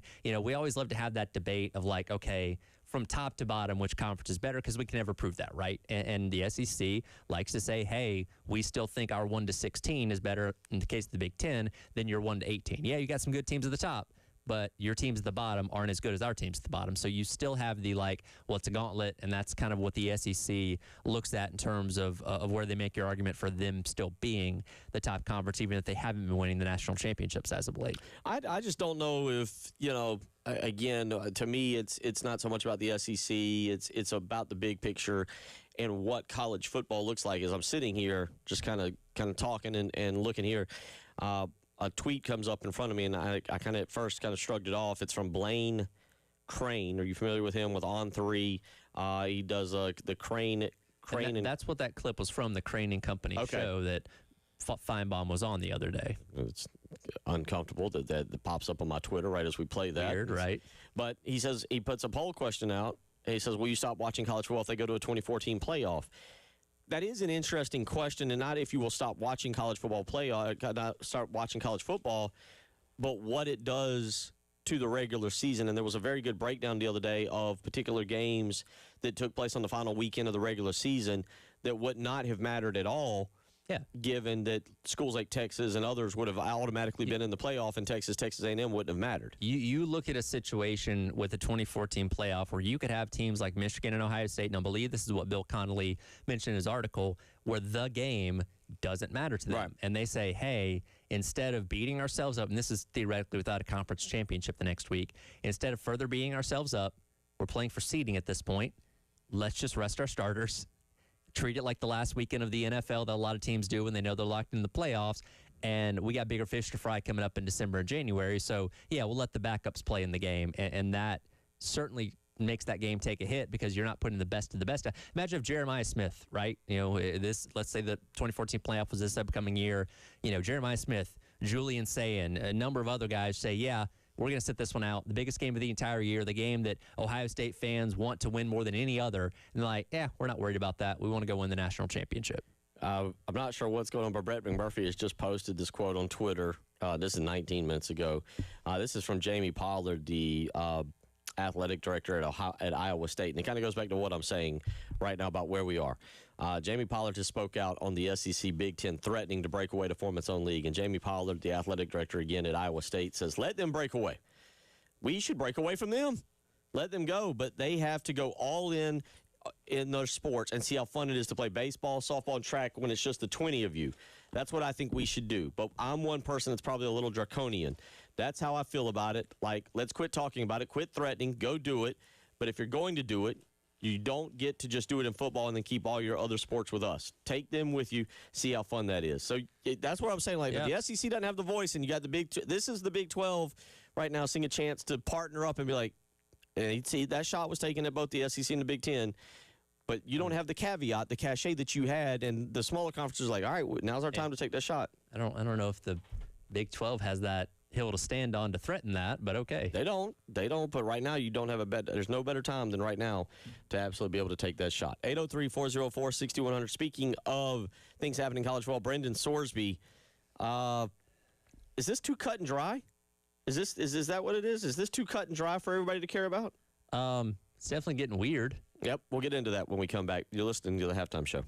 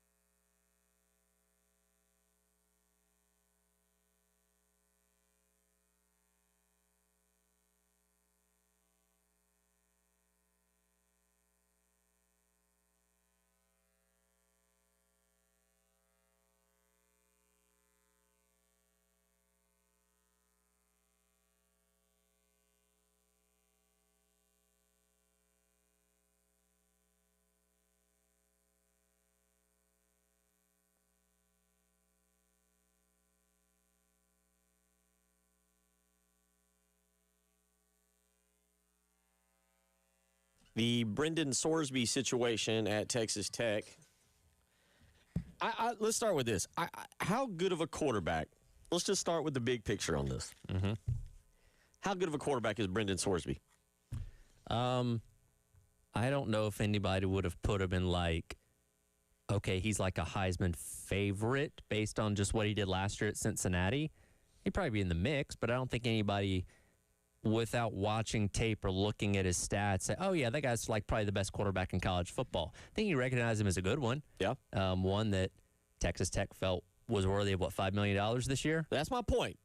Like, there's a lot of discussion about what this does to the college football playoff picture, what it does to the Big 12, because Brendan Sorsby is out. Now, mind you, the situation at Texas Tech for quarterback behind him is not good. They're going basically straight to the third-string quarterback. Well, so Will Hammond is supposed to be back by like week 2 coming off the ACL, and he filled in for Baron Morton last year when he got injured and played pretty well. But, yeah, I mean, and we look at his stats and his numbers from last year, he didn't exactly go out there and go, wow, this guy is the next Johnny Football or something like that. I mean, there's a reason that Texas Tech is all in on winning a national championship. Cody Campbell's investing whatever it takes, and there's a reason that they went out and paid $5 million for quarterbacks. They didn't have one in the pipeline. Right.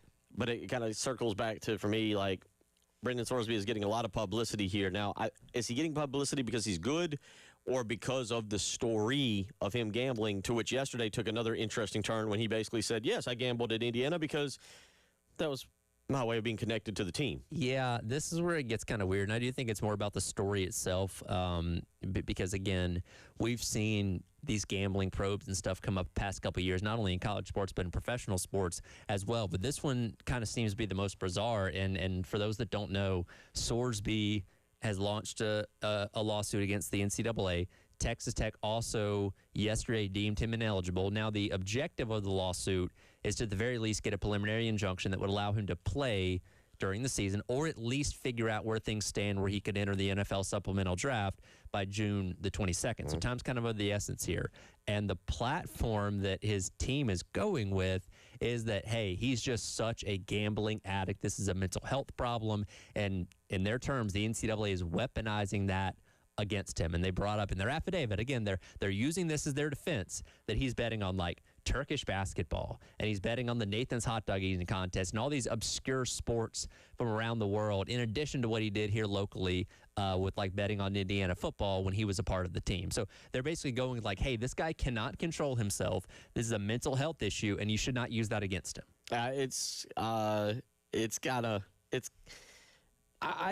So let me go back to the question I asked here, because it feels like this is being talked about a lot, but at the same time, it's not getting much publicity.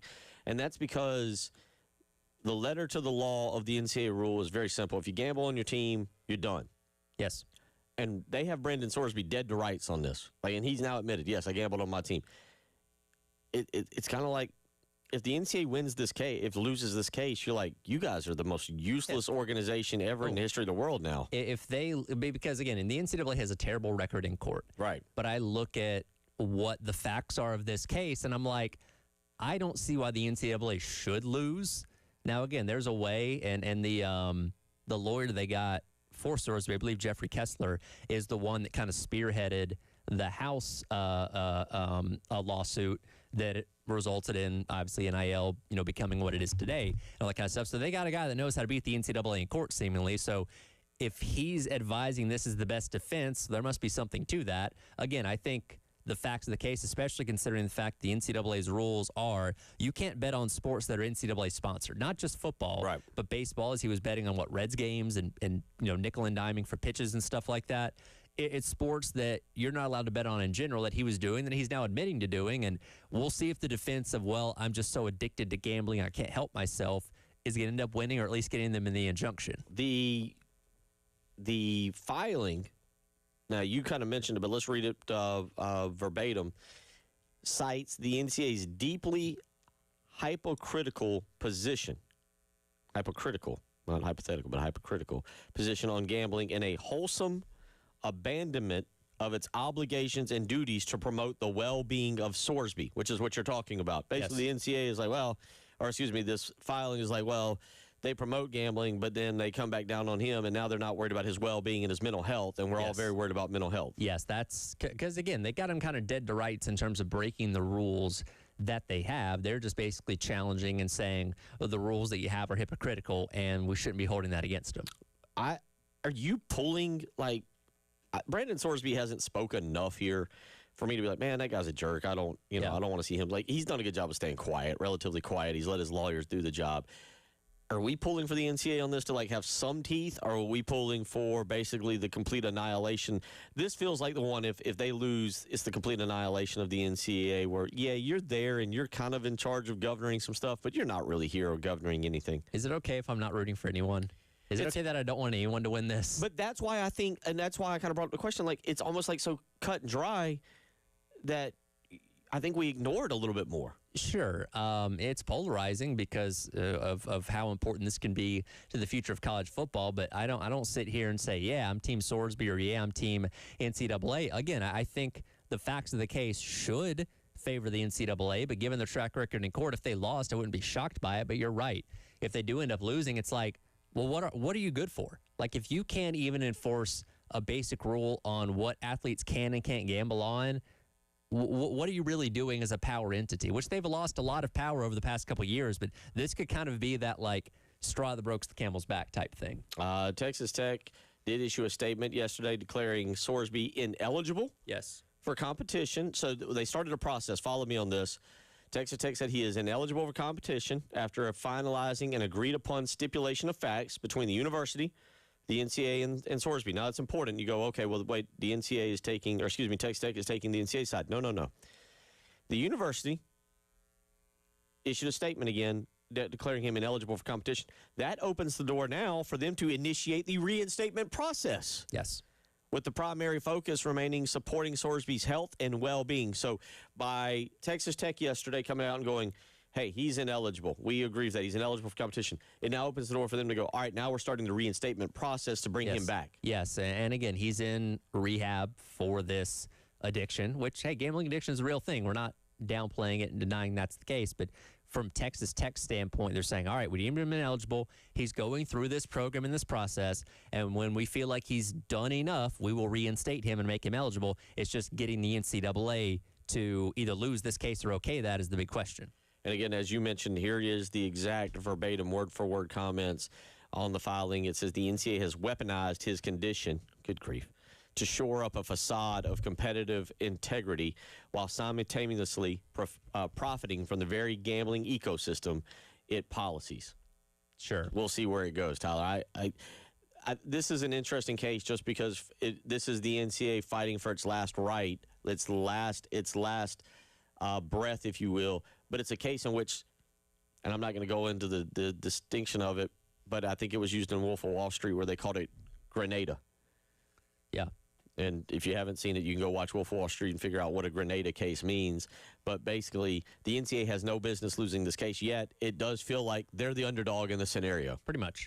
And if that happens, we'll see where the NCAA goes. And again, to me, it's the big picture and it's the evolution of college football. Away goes the NCAA, which opens the door for my running joke that Morgan Wallen should be the commissioner of college football when we get to that.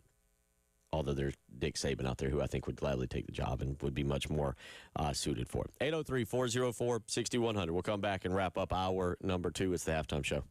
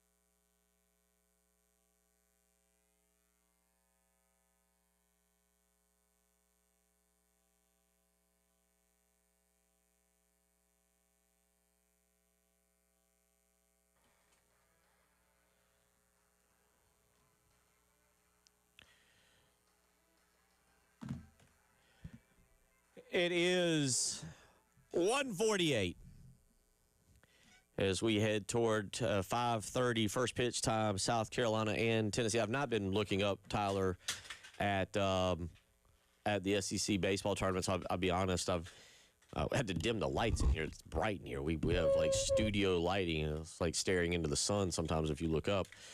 So I've not been looking up at the TV here, but we have the game in front of us. What is? Have you been keeping track here? Yeah, it's actually a pretty tight back and forth game. I want to say they're going to the bottom of the 8th or the top of the 9th now. So far we're on track as far as the game times are going, but I can't remember who had the lead last time. I think we're about to come back from a commercial here, and we'll find out. But yeah, Ole Miss and Missouri have played a pretty spirited one so far. And as we come back in here, waiting for the graphic to pop up.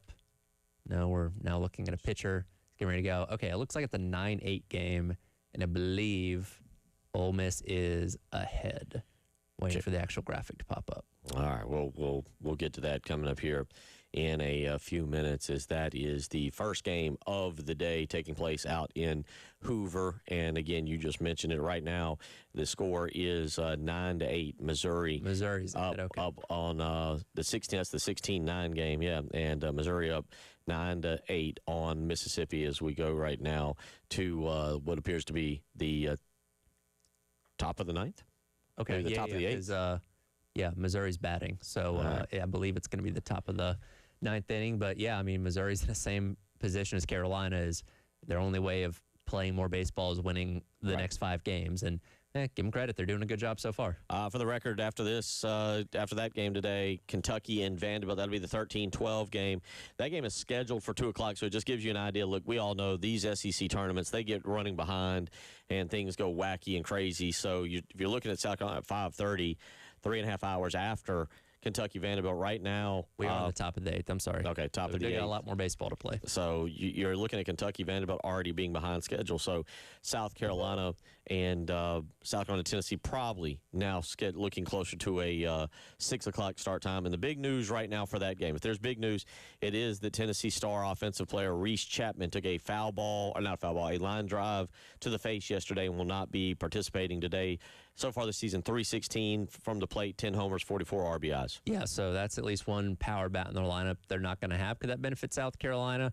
We'll see. Again, I think there's something to be said about the fact that you're coming into this game today in this tournament on a 12-game losing streak. You've had the stink of losing on your team for over 2 weeks now, and that's a hard thing to shake off. It is, and again, the thing that I've been watching for the entire time is body language and chemistry, and how are they acting? Are they running out foul? Are they running out grounders? Are they kind of making the effort necessary? And that's what I'm looking for today. Like, do they close out where you went, hey, I don't know how good that team was, but they closed out fighting. That's kind of all I'm looking for today. Don't go out there and get run ruled 17-0 or anything. Go out. If you lose 5-2 or 4-3, and it's a close ball game, and we can say, hey, you fought to the end, that's all I'll take, and let's move on to the next step in this baseball reclamation project. Yeah, again, if anything, you win today, you're just kind of kicking the can down the road of, all right, well, now you lose tomorrow against Arkansas or something along those lines, because there's nobody that believes, because we've seen it. Has this team won 5 games in a row at any point this year? If they did, it was really early in the season in non-conference play, but they've just not shown you the ability to beat those kind of teams in consecutive games. And yeah, outside of maybe winning 1, this team isn't built for a deep run. I do actually think they had a 5-game win streak late in the season, right prior to the 12-game, 13-game losing That's streak. right, because they swept Missouri. They won the midweek after that, and then after that, was that Kentucky the week after that? No, and you might be right. Let's see, they swept Missouri and then beat Davidson. That was a 4-game streak. Then got swept by Mississippi State, beat Presbyterian, beat Kentucky 2-3. That was a 3-game win streak, and that, my good friends, would be the last time South Carolina baseball won a game. I think Saturday, April 25th. Around, because they swept Princeton in that series that I went to, and I want to say they were on a 5-game winning streak in the middle of that, and that was it. Yeah, you'd probably have to go back to the preseason there to document a 5-game win streak, something that they will have to do in order to be able to, here we go, 5-game USC Upstate, Charleston Southern, and then 3 against Princeton before losing to the Citadel on March the 10th. So it's happened. Not against SEC competition, but it's happened. Also, if they lose today, lot of eras. I'll talk with J.C. Sherbert a good bit about this coming up in the next hour as we take a walk down memory lane. But one of the funnier ones today that would be the end of the era is the end of Under Armour, Tyler. And 803-404-6100, I feel like Under Armour's reputation around here is centered around I believe it was a Connor Shaw tweet when he injured his foot during a summer practice and essentially blaming the cleat way back when. Yeah, especially in these past couple of years, the relationship this fan base has had with Under Armour has not been great. People kind of look at the quality of the product when it comes to what they put on the field and don't think it quite measures up to what Nike does. And again, this was kind of a welcome change that people were celebrating when this deal was announced, last year right before football season started. And we're going to, again, find out what difference it makes coming up here in a couple months. Well, everybody wants Nike is the brand, right? Nike, like if you go into a store and you got Adidas and you got Under Armour, and I'm not even talking about your school affiliation, you're just buying basketball shorts or a running shirt or whatever it may be. If you're buying shoes, obviously shoes have really grown out to what is it? You got New Balance now, as you mentioned. But if you were talking about the big apparel companies of football, Reebok is still, I think, involved to some extent. Adidas, obviously Under Armour, Nike. Everybody wants the check. Everybody wants the swoosh, right? Oh, yeah. No, that is the status symbol. And you also have the offshoot of Air Jordan, right? The Jumpman logo that schools like Florida and Michigan and North Carolina have. But that's still under the Nike umbrella. But yeah, Nike is the standard of sports apparel. That again, if you give people the option, they're probably choosing Nike over the others. So it'll be interesting. And look, just from a standpoint of all right, what does the apparel look like? Is it cookie cutter? Is it a little more in line with some of the new age stuff that we're seeing for other schools? Yes, that'll be kind of fun to see on July 1st. And then, yes, we can all be jersey nerds. What does the football jerseys look like? Now they had the picture of it. For those that don't remember, those were just the Under Armour jerseys in that picture that's like Jeremiah denied they're all holding them up. Those were the Under Armour jerseys just with the UA taken off and the Nike check on. So we'll see. But that could be the end of an era. We'll talk more about the end of an era and some of the things that could transpire today with a loss when we come back. Our number 3 on the way.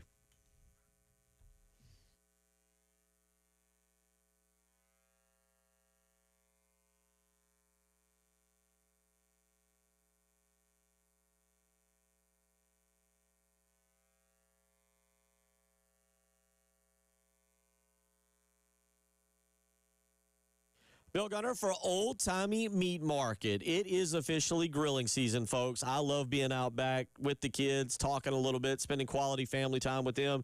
And it all starts with a great trip to Old Timey Meat Market in Lexington. Now, they got 2 other shops you can go to, St. Andrews Road in Irmo or the South Congaree store, where you're going to find the absolute best cuts of meat, the absolute best experts at knowing what your family might want, and, of course, the most affordable prices. And right now, that's pretty important in this economy as well. So stop by Old Timey Meat Market today, where they don't want to make it your average, your typical grocery store meat buying experience. They want to make it a family type experience. They want to know you. They want to know your kids. They want to know your family. They want to be able to talk about what's going on in daily life and also suggest a great dinner. And with Memorial Day coming up this weekend, there's no better time. Get by now for one of those delicious steaks, a great packet of hot dogs, maybe some hamburgers, whatever you're thinking for Memorial Day. Old Timey Meat Market has it. Stop by and tell them Bill Gunner sent you.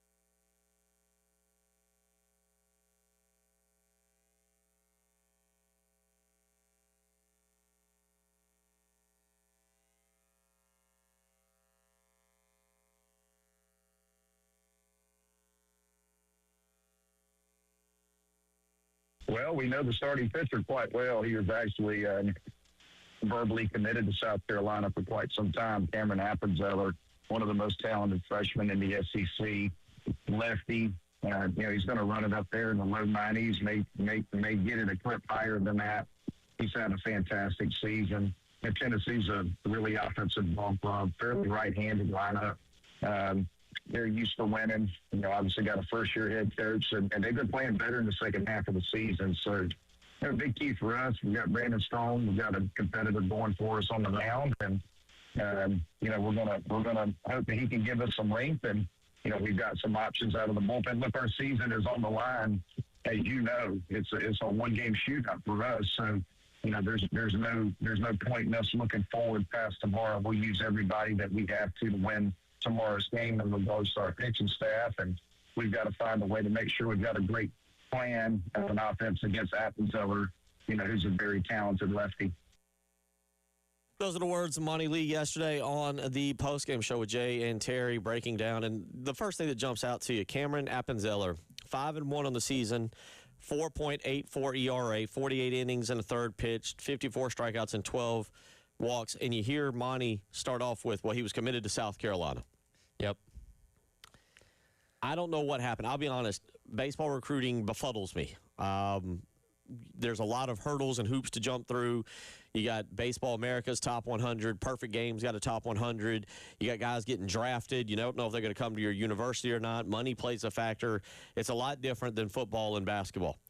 But it feels like, Tyler, this is one of the problems. Why does a guy like Cameron Appenzeller end up at Tennessee when he was committed to South Carolina, as Monty Lee says? And we can look up the answer, but how does a guy like that end up there, who, again, 5-1 on the season and a freshman, a lefty, throws it really well, and sounds like he would be a great addition to the Gamecocks roster? That's got to be one of the things that the new coach has to come in and fix. Yeah, let's see here. He was not an in-state prospect, so it wasn't because of that. Because, again, we know that obviously Maneri didn't think, looking at guys in state was as important as it had been in years past. But nevertheless, he's a guy that obviously, ends up being a high-quality player for a team like Tennessee that, for whatever reason, I'm not sure when he decommitted from South Carolina, but obviously thought he had better opportunities to go and play for a team like Tennessee that, let's face it, over the past handful of years, including winning a national championship, has been a much better program than South Carolina has. So there's a lot of factors that play into that. But, yeah, it is just kind of another bitter pill to swallow as you watch the end of this season happen, of seeing a guy in the mound on the other side that maybe could have been yours. Do we have any clips of him talking about recruiting? I know this was a hot spot yesterday for Terry and some people, and Jamie Bradford's kind of been the lead guy, saying that the recruiting was pulled away from Monty Lee and put in the lap of Terry Rooney. And you see a situation like this, and look, we all agree, again, one thing that has to happen, Tyler, recruiting, South Carolina has the resources. And according to everybody that has knowledge of the situation, this isn't a financial thing. South Carolina put some money into NIL and everything to pay for a good roster this year. Yeah, and we believe the reporting that Whittle and Veltri and all those guys have said that, hey, they looked at what they had last year, said it wasn't good enough. All right, let's step up the funds and go out there and get better talent. And a lot of the guys they brought in this year, when we looked at what they had done at the previous school, saying, okay, that kind of matches up. But for some reason, when they got here, it didn't end up correlating to them having more success on the field. 803-404-6100, but that'll certainly be, we can go through a lot of things, and we're going to slowly start to do that. Today we've been talking about Founders Park. The Founders Park, look, it does play a role. In a scale of 1 to 5, how big of a role does it play in terms of recruits and getting guys here? I don't know. What do you think? 2, 3? It matters. It's not something you can just shrug off. Yeah, no, the ballpark is more for the fans than it is the players themselves, though. When you do bring players in on visits, you wanted them to have the best experience possible, and well, guess what? They're going to be watching games at Founders Park on those visits, so that does go a ways, but it's not priority number one in terms of bringing talent in. Okay, if Founders Park isn't up to snuff, we're not going to get a bunch of guys. Right, and we'll see exactly what they do and how they handle it, but certainly, again, kind of to your point, that is and to me, I look at Founders Park, and there's two parts to Founders Park. There's the actual park, and then there's the facilities aspect of it, which is the dugout, the locker room, the weight room, the hitting area. That goes more strictly to players and how they look at it and be like, okay, I'm training here, I'm getting my body better, I'm getting my game better. That portion is supposedly getting an upgrade in the offseason. Tyler, what I think I'm looking at also is how you make it fan-friendly and what fans might want. We're hearing more about this, maybe a student section. Yeah, I think more important for the players themselves, like, hey, where am I eating my meals at every single day? Like, those kind of things probably are more important to them than the actual Founders Park. But again, your fan base, you want to give them incentive to come and watch you play, spend money, which in turn helps you hopefully continue to bring in really, really good talent. And having even minor upgrades in areas to Founders Park can help out with that. 803-404-6100. So we'll obviously get into more from that as we go through. Look, there are things, how do you evolve this pitching staff? Certainly, you look at the way the pitchers have performed this year, and that's got to be upgraded. And it looks like you're on pace to lose at least Jake McCoy. To our knowledge, that appears to be how that's going to go down. Jamie Bradford and John Whittle and everybody have kind of said, don't count on McCoy coming back just yet. It's not written in stone, but right now that would be the tough one to lose. You kind of look at everybody else and see what happens. How do you fix the pitching staff? What do you got to do with the hitters? There's a lot. Yeah. I mean, this baseball program right now, it's not a one-stop. It's not a change the oil situation. No. There's a lot to do. This is far from a turnkey operation, right? You're going to have to really, and again, it depends on how many guys decide to stay and kind of what your base is going to be going forward. If you are able to hang on to guys like Craddock and Goodman and stuff like that, is that what you build from? Or does that everybody, especially considering how popular Monty Lee is with the players that look at that and say, hey, Monty's not the head coach. I don't want to play for anybody else. Let me go jump in the portal or something along those lines. That's the question we can't answer right now in terms of what this coach is going to have to work with that's left over from this team. So a lot of baseball talk there again. Game coming up today at it'll probably be closer to 6 now as Missouri and Mississippi are kind of stretching this thing out a little bit. Here we are at just past 2 o'clock, and I don't think that game has come to a conclusion just yet. Actually, the 8th inning just ended, and now Missouri up 10-8 in that ball game at the Hoover Met out in Hoover, Alabama, the Hoover Metropolitan Stadium where the SEC is. By the way, let's just get to this for a second. They move the Atlanta is a great place for the football conference championship game, which we don't know if that's going to continue on or not. Sure. Whole other thing. They always move the basketball around. Yep. Do you think the baseball should be moved around a little bit to showcase that? Now, are you talking about moving it around to a neutral site or moving it around to campuses like softball does? I like the neutral site, but I don't mind. I remember they used to do it at campuses back in the day, and I think that's pretty cool too. So what are other neutral site options that could offer what the Hoover Met does? I would have to look at. So you probably are better acquitted with this. What is relatively close to Atlanta that would be a AAA type stadium? Relatively close, like Rome. Is Rome a AAA? Gwinnett's right outside of Atlanta, so you could theoretically do it there. Rome's more kind of North Georgia. Nashville, I think Nashville has the Sounders. You could do it there.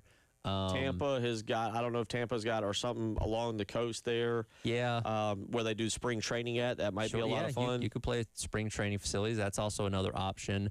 Quite honestly, Columbia and Segra Park.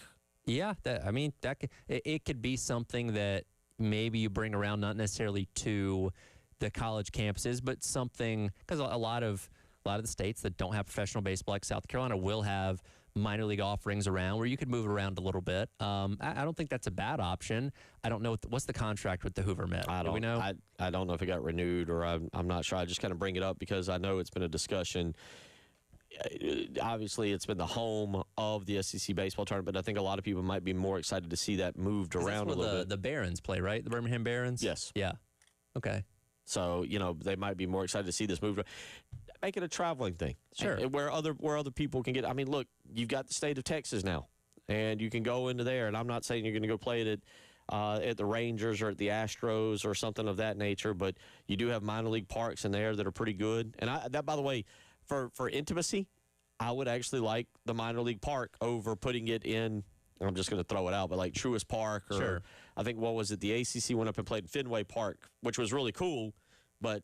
I would rather see something like this where it's in a more intimate AAA type setting. Yeah, there is. It's easier to sell that out, right? Especially in these opening round games where you have teams that aren't that great. They're not going to travel very well. And I think having it more centralized to where every fan base can get to it. Also is a big thing here. So Georgia, Tennessee, Alabama's fine. Something along those lines. I wouldn't hate it moving, personally. Yeah, no, me either. And again, South Carolina has a history with this tournament. They've actually been fairly competitive. I don't know about successful, but competitive. They've gone there with expectations a lot in the past, and a lot of the times those expectations have not worked out. So we'll kind of continue to see how it plays out. Tyler, anything else for today before you head out? No. Let's just hope that this game starts at a decent time, and maybe we're just talking about it all being over tomorrow. We'll see. We'll see. All right. J.C. Sherbert set to join us next. You're listening to the Halftime Show.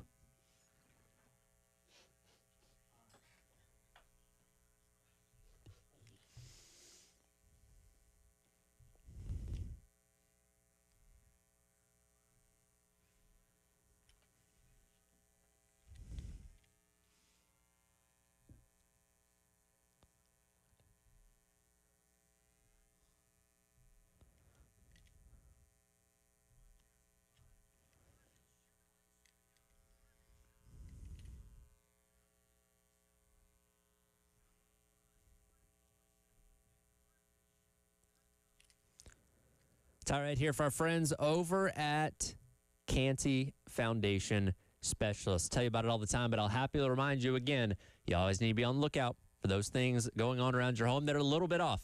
Things like cracks in your exterior brick, cracks in and above windows and door frames, doors or windows that might be sticking on even or bouncy floors, or cracks over your garage door. If you know these problems with your home, you could have serious foundation issues, and that's where our friends over at Canty Foundation Specialist come in. Go online to schedule your appointment today over at cantycanfixit.com. They'll send a professional to your home to evaluate those foundation issues and get them fixed right so your family can live worry-free going forward. Do not hesitate. Those issues will only continue to get worse.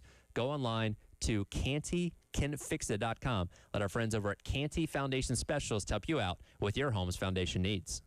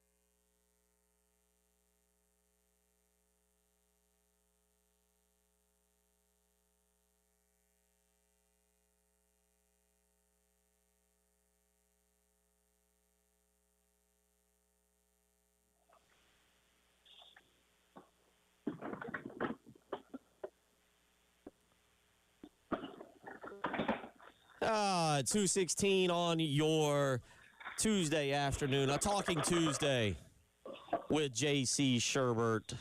Welcome in, young man, with thebigspur.com on 3 Sports. What the heck are you doing? Are you preparing a dish back there? What's going on? Oh, no, it's the ice maker on the fridge. Oh, my goodness. What do you have? I like my water cold on the rocks, so to speak. So, okay. Yeah, just filling that. Sorry, I mean, probably my kitchen's a little more echoey than I want it to be. It's all right. We will allow. Well, welcome in this afternoon. Obviously, a lot going on, JC, and I don't know if you've given thought to it. I know you're fresh off your show, but that today, coming up here later this afternoon when South Carolina plays, should they lose, I've marked it kind of tongue-in-cheek, but also being serious. You could have the end of a lot of eras today, and let's start with the kind of funny one, but should South Carolina lose today, it'll be the final time we see a Gamecock athletic team outfitted in Under Armour. And this has been a big part of now the history. 22 years of Under Armour, back to old 2005 when Under Armour wanted to catch on to the Steve Spurrier train and united with South Carolina for their new apparel deal. Yeah. No, the first year was 2007 for football. Oh, okay. Yeah, because remember Spurrier wore the visor and shirt with his name on it for 2 years?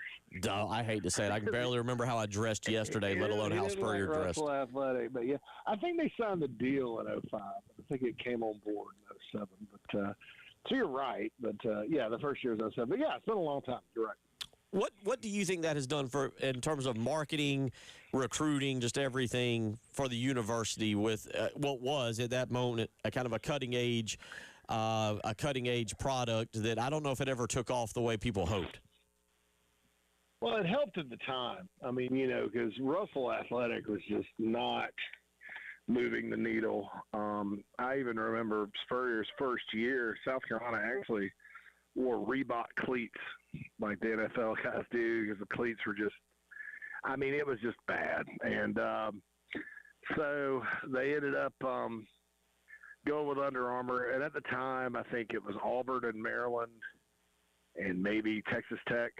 And so South Carolina was kind of different, with the Under Armour stuff. And everybody bought a bunch of it. Now, as time went on, a lot of folks were talking about, Nike because of the shoes. There's always been all these conversations about the Under Armour cleats. I think Under Armour as a company sort of missed its window in a lot of ways based on, you could read up on that on the internet as to kind of how they lost their way a little bit. But, and then they started getting out of some of these deals, and a couple schools left, and, I think it was time for Carolina to go with Nike. I mean, South Carolina basketball used to be Nike back in the Russell Athletic football days. So they have a history with it. And I think, the kids, the bottom line for me is, Bill, the kids like the shoes. They like the shoes the best. And so if the players like the shoes and the cleats the best, then go with that. And certainly it's a brand synonymous with excellence and all that. Is it going to help Carolina win or recruit better? I doubt it. But I think that's sort of overrated. But certainly it's a welcome change. I thought Under Armour certainly was a good partner at South Carolina, served its purpose, but onward and upward. And I know that's one thing Gamecock fans are looking forward to is, I guess, in July when the fiscal year ends and begins, the Nike stuff will be there and available for purchase, and they'll have the new gear next year. Yeah, you brought up the fact that you don't know if it'll help recruiting. I'm with you on that. It feels like 10, 12 years ago, your apparel deal meant a lot more than it does today. That being a Nike school meant something, being an Adidas school meant something, and it doesn't feel that way today. You kind of answered that question. You kind of agree being a Nike school is not going to influence recruits one way or the other today like it might have 10 or 15 years ago. Yeah, it won't. I think in basketball to a certain extent, there may be – it used to be the AAU teams that were aligned with shoe companies that mattered. But with NIL and stuff like that nowadays, it's probably a moot point. I do think that in general, I've never heard of a player not picking a school because of the shoes. Now, maybe there is one that just eliminated whoever because he didn't like the shoes or the gear. But I've never heard of that happening front and center. What I do think, though, is at the end of the day, you always want your players to be as comfortable as possible so they can perform well. And if even a few guys just did not like the cleats or the shoes or whatever, then I think it's worth it to kind of get on the same page as far as, something that just about all the players and student athletes, want to wear. I think that's what it's all about. And hopefully they can get the garnet right. I mean, that's been a big thing around South Carolina, going to get the garnet right. So hopefully they do. And we'll see what the uniforms look like. And, they'll have a swoosh now. So that's pretty neat to kind of go into this next era. I think that, sometimes when you're trying to kind of get past a year, like Carolina's had in men's sports, I think that it's maybe good to have some visual representation of a new era. And I think that'll do some good. And I didn't mention women's basketball. I think it's huge for women's basketball. Women buy Nike shoes just as much as guys do. And there's no better brand ambassador, I think, Dawn Staley and her former players like A'ja Wilson and folks like that who are part of the deal. The other part, when I say into an era, now this is to me maybe a little bit more bittersweet. Here's my opinion, JC, and you can take this a lot of different avenues over the next 6-7 minutes. If South Carolina loses today, I think that this is the official end of the Ray Tanner era. Now, I know Tanner's not coached in over a decade, but obviously he made the hire of Mark Kingston. He made the hire of Paul Mainieri. Whatever Jeremiah Donati does, I don't expect it to involve Monty Lee. I don't think Monty Lee is a candidate. I saw Pete Nakos with On3 earlier today report that Dan Fitzgerald and Kevin Schnall are kind of the two popular names. But I also think for a program that had such success under Ray Tanner, and then you had Tanner's protege, Chad Holbrook, step in. You still had Tanner making hires. He wasn't in the dugout necessarily telling Mark Kingston and Paul Mainieri what to do, but you still had, I feel like, his hands on it. Whatever's coming next is completely separate of the Ray Tanner era, and you move on from what was, in terms of baseball, in terms of Ray Tanner coaching, was an incredible era.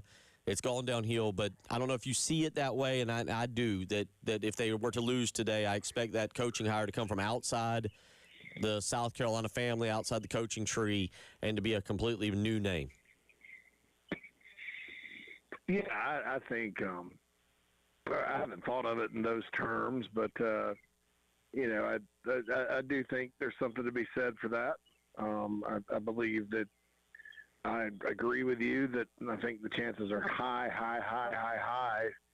that it comes from outside. And I think as things stand today, the chances are high that it's either Kevin Schnall or Dan Fitzgerald. I mean, I don't – there's a lot of names floating around, but if you asked me to put money on it, I'd pick one of those two. I think that seasons – just like the seasons change, eras change. And the bottom line is South Carolina baseball, before Ray Tanner got there, was basically one guy that got it started in Bobby Richardson, and then June Raines, his assistant, for a long, long time. And they did quite well. But then it kind of took another guy coming in to get started again. And that was what Tanner did. And, it hadn't really bottomed out to the last two. It didn't explode on anybody until the last 2 years. There are a lot of reasons for that, but I think that a new era happens with programs that have had success that should be successful, and it's just a natural part of things. And I think that's one of the things that's good about college sports is these days there's always hope. When change happens, and I certainly think that this new hire should give Gamecock baseball fans a lot of hope at the end of the day. I'll even go back to the Alabama thing, and it seemed like they were always searching for the Bear Bryant past. The Gene Stallings obviously worked out with the ties to Bear Bryant, but then you go, who followed Stallings? I'm trying to think. Was that DuBose, Mike DuBose? Mike Shula. Yes. Mike, DeBose, yeah. And then somewhere in there you had the Dennis Franchione era, which was the Texas A&M, which had ties to Stalling, and that never quite played out. They go outside of the family. They go to Nick Saban, and you look at what happened there. And I think for South Carolina baseball, I also think that, JC, and you can weigh in on this, nobody's trying to tell you that, or at least I'm not, that Ray Tanner's been this great AD. I do think by moving away from that era, it's time to forget and forgive and honor Ray Tanner for the coach he was and what he did for the University of South Carolina. I'm not saying it hadn't necessarily been done, but I'm saying maybe embrace it a little bit more. Sure. I mean, the field's named after him. It hadn't been all negative, but I think anytime you kind of go on a run when things aren't going bad, or when things are going bad, people look for people to blame. And that's just natural, and there's nothing wrong with that. We all do. And a lot of people these days aren't really interested in root causes or decisions, or, I mean, it's just basically a bottom line business. You either hire well or you don't. There's more to an AD's job than just hiring well. But, if you don't hire well, or at least you don't have – and look, this football coach and men's basketball coach are still there. I have – a lot of faith in the football program, this team this coming year. Again, basketball is a mystery, but it could turn out better than it seems. But right now, it's hard to kind of not say, well, this is kind of a string of hires. And then the fact he was the baseball coach, it makes it even tougher because that was his sport. But sometimes that happens. I mean, and he tried a little bit of everything. The top assistant got promoted. That wasn't good enough. He hired the up-and-comer like Mark Keith. That wasn't good enough. He hired the legend or successful national championship winning coach. That really didn't work. So, maybe it's just kind of time to go do something a little different with a new set of eyes on it, a new process, and get it done. But the other important thing that Jeremiah Donati is going to do is invest. I mean, you got to spend like your peers. Carolina's top 10 in the country in the baseball expenses, and top 5 in NIL, so they have been. But, I think as far as hiring goes, presenting a package that's very lucrative to get that good coach in the door is very important. And in fairness, they did spend to get Maneri. I mean, it's not – it wasn't cheap to get him. So I'm not saying anything like that, but I think – sometimes these days that's how you get things done in the SEC. That's how you get things done if you're a proud program that's fallen on hard times. You go and you make a hire that makes a statement, and I think that's what it's trending toward. Yeah, $1.3 million to Paul Maneri, South Carolina 13th highest paid job in the country going into 2025-6. So money was not a problem. We'll come back. Football recruiting. Some good news for the Gamecocks over the weekend. We'll analyze that and break that down with you. You're listening to the Halftime Show.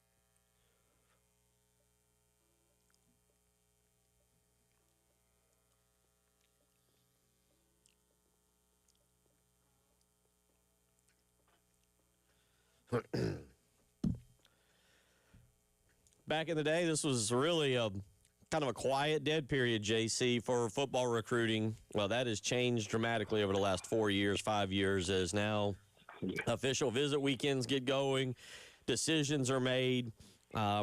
Nobody officially ever signs just yet, but decisions are made. In South Carolina over the weekend lands part of their goal, one half of their recruiting running back class for the 2027 class, with the commitment of Braden Tyson, a 6', 235-pound running back out of the state of Georgia, out of Brookwood, I believe. And I believe that's produced some other very solid Gamecocks in the past. Yeah, Kenny Miles was a running back here under Spurrier that was from Brookwood. He used to be in Gwinnett County over in Atlanta back in the day. Parkview and Brookwood were the big rivals, and the two best. Now Gwinnett's there's all kinds of schools in Gwinnett now, but they're still very big schools, very good football tradition. What I like about him the most is he's kind of unique as far as if you compare him to the running backs Carolina has on campus, or even other targets like a Trey Segura from Burns. He's big. He's about 235 pounds. He's got light feet, very good vision. In a straight line, probably not the fastest guy ever. Not a 4.4 guy, but fast enough. You're not going to catch him. Really good at taking angles, but also I saw one scouting report that said he's just a battering ram, and he can play that game, but he's also kind of tricky and quick and finds space very well. Soft hands as well, from what the couple of clips I saw of him catching passes. So his dad is D'Angelo Tyson, and this makes me feel old because D'Angelo was like a top 2 or 3 player in the country. He's a D tackle out of South Georgia, I believe, in the 2008 class. So that's not too long ago, man. No, that's back when me and you were rocking the Big Spur back in the day. But that's his dad. I was like, wow, D'Angelo Tyson has a son that's committed to South Carolina. But I remember that recruitment. I remember the Gamecocks were in it for D'Angelo for a while. He ended up going to Georgia because Georgia in-state school, and there just weren't very many good Georgia players that got out of Georgia in those days. His dad was a heck of an athlete for a guy that size, too. He was unbelievable. So it doesn't surprise me that Braden is big. It doesn't surprise me that Braden can move. Braden's a running back, not a D tackle, but a good player and a good pickup. And the official visit really tipped it in favor of the Gamecocks. South Carolina does a great job with these officials. Darren Usher and his staff, head coach Shane Beamer, they all just deserve a lot of credit. There's not really a guy that ever comes to campus that doesn't come away super impressed with the program. I mean, everybody has a good visit to everywhere, So it's like I had a good time. But when you can really kind of look beyond that. It's like real, what they do on these visits. And I don't know. I think we've always had good official visit weekends when we look at South Carolina recruiting through the years. I don't know that it ever is like this real, if you understand what I'm saying about that. So that's good, and he's a nice pickup. I really like the way he plays. One of the things you've done recently, obviously switch over to On3, but you've got your Spur notes that you put out, and one of the things you discussed are some headwinds facing the staff from 2027, but normal stuff. Kind of discuss that a little bit when you're talking about high school recruiting. Yeah, the hot seat talk, I don't know that it necessarily impacts you in the transfer portal. Just because portal guys, most of the time they're older, especially older guys. They got 1 year, 2 years, 3 years. More than 2 years, maybe it factors in. But, it's about opportunity and money. Now, does the fact that they like the coaches play a factor? Absolutely, it does with portal guys. They've all said it. It's absolutely true.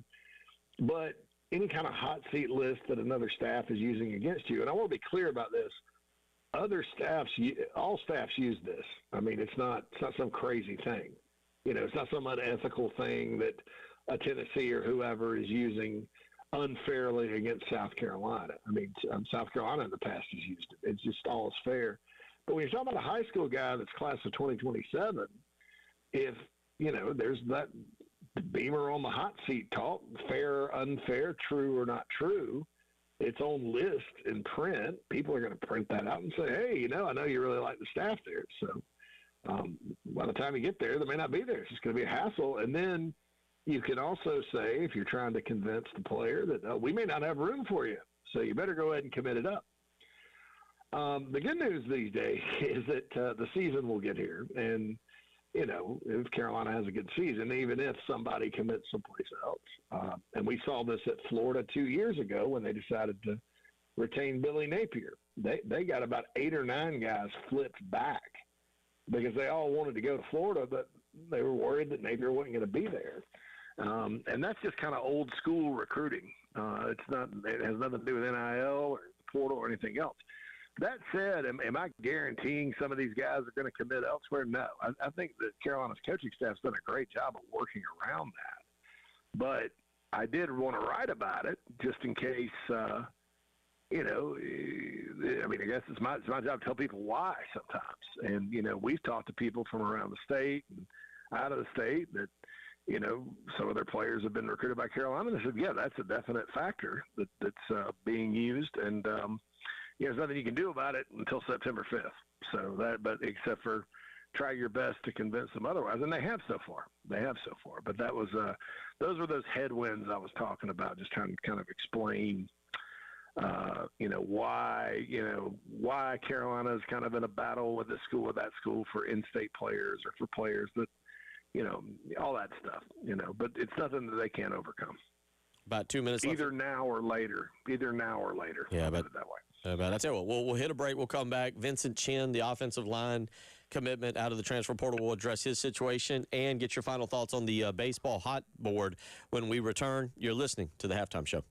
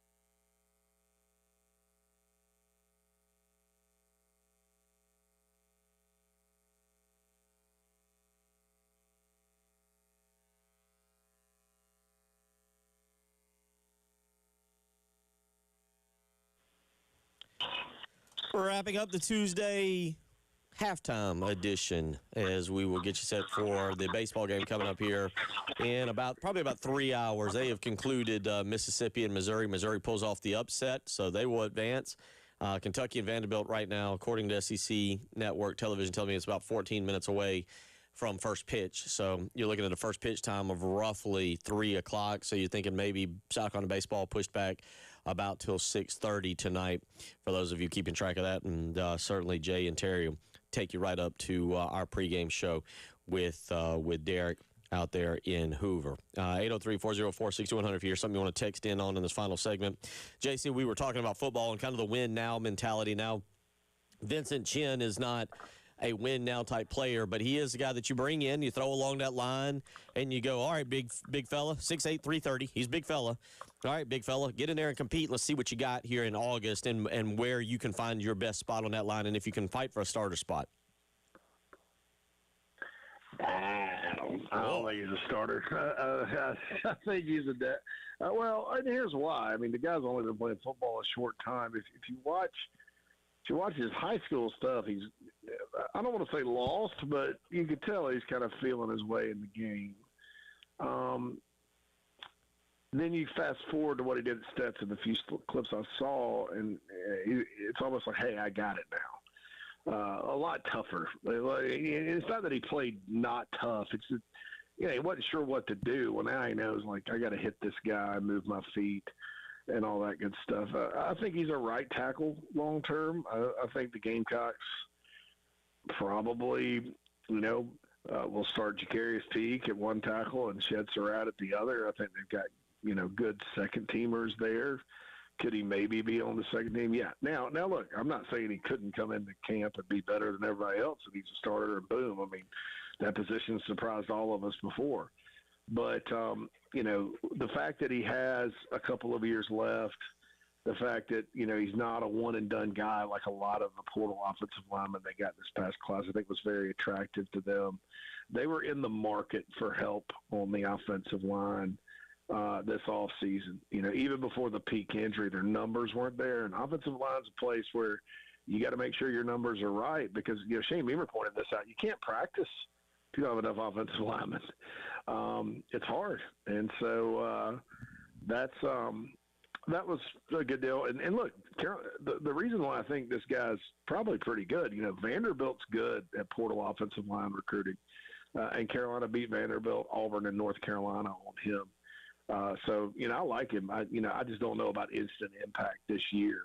But I do think that he's going to be a valuable member of the program and certainly has a high upside moving forward. What is the just the recent or what you're hearing expectation for Jacarius Peak in terms of game 1, game 3 against Mississippi State, maybe even closer to game 4 against Alabama to make sure he's 100%? Well, it's hard to kind of put a game on it because my opinion is it was him and Stewart both.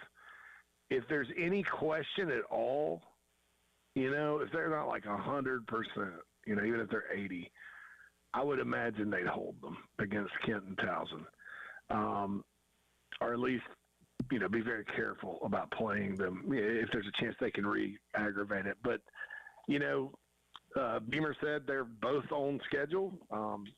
Peak, I heard, was ahead of schedule, so I have no reason to believe, at least by Mississippi State, that he's not back. The injury he had, from what I can gather, looked bad. They feared it was really, really bad. It ended up not being as bad as they once thought. So I think he'll be back. As far as Stewart goes, I believe it's the same thing, but it's a back, and we've seen back. That's the only thing that gives me a little bit of pause there is the type of injury that it is. And then the way he plays with the bending and things like that. You got to have your back if you're going to be Dylan Stewart and all that. But I think both will be fine. I think there's always a lot of worry whenever there's injuries, especially to two of your absolute best players. And I get it. And, it'd be silly of me to make bold predictions and, guarantees. But, the best I can tell everybody is that, I'm confident that they'll both be back. So, but I'm not a fortune teller, and you talk about the human body and athletes and all that. So that's all I can do is pass along what I've been told. Speaking of which, we'll wrap up the program with this. Your thoughts if South Carolina loses today? We officially get into coaching search season. What are you hearing? Where do you think stand? Obviously, we mentioned Pete Nakos with Dan Fitzgerald and Kevin Schnall. And if I read it correctly, I think one of your favorites is James Ramsey at Georgia Tech. Your thoughts on this coaching search that we could be about to embark on later this evening? No. I don't. James Ramsey's only been at Georgia Tech for. Okay. I mean, he's only been the head coach for a year. He would not. If you're just asking my personal opinion, there's about 5 other guys. Oh, okay. All right. People seem to like him, and I know he's in the mix. And Jamie Bradford actually reported something similar before Pete had his article out, which is kind of more of a national perspective. But I think it's Fitzgerald or Schnall as things stand today. Now, could there be some twists and turns? Could there be some other openings that happen that impact the search? Yes, that happens. Right now South Carolina's the best job open. But, I think I'm confident in saying that, if I were kind of handicapping it, I don't know that it gets past those two at the end of the day. And so that's, but keep in mind too, Kansas won the Big 12. Kansas is going to host a regional. Coastal Carolina's going to the NCAA tournament. I mean, we're not close to a resolution here, and the longer period of time, the more there's an opportunity for other things to happen outside of Carolina's control that could impact the search. I'll leave it at that. Yeah, I agree with you. I do hope that when you've had this amount of time to prep, that doesn't mean that, as you said, variables can't be thrown in at the last minute, but that there's a good feel for what direction this will go for Jeremiah Donati. And I'll say this: I'm really interested to see, JC, how a coaching search under him plays out with names that either leak out or information that comes out. I think that's going to be really interesting as well to kind of see how this new administration handles a coaching search over the next several weeks. Yeah, I mean, I can tell you this: the search doesn't just begin right when they go interview people. I mean, that's not really the way it's normally done. Normally, it's more like recruiting. You identify your targets and go after it. I mean, it's not wrong to do it the other way, but there's been a lot of work put in already. So I would be surprised if it ends up being one of these meandering things with multiple interviews and things like that. I mean, again, I'll say it wouldn't shock me if we've got some kind of resolution, maybe not publicly, but behind the scenes, even before Kansas or Coastal finish their who knows? We'll see how it plays out. Always appreciate it, big fella. Always appreciate you taking time out right after your show. Hope that water was delicious this afternoon. That was great. Put a little lemon in it, man. Thank you so much, Bill. Great being with you, dude. Yep. Take care, buddy. Back next Tuesday. JC Sherbert there with us. Well, we wrap up the program. Hope y'all are having a great Tuesday. Jay and Terry up next. Have a great rest of the afternoon.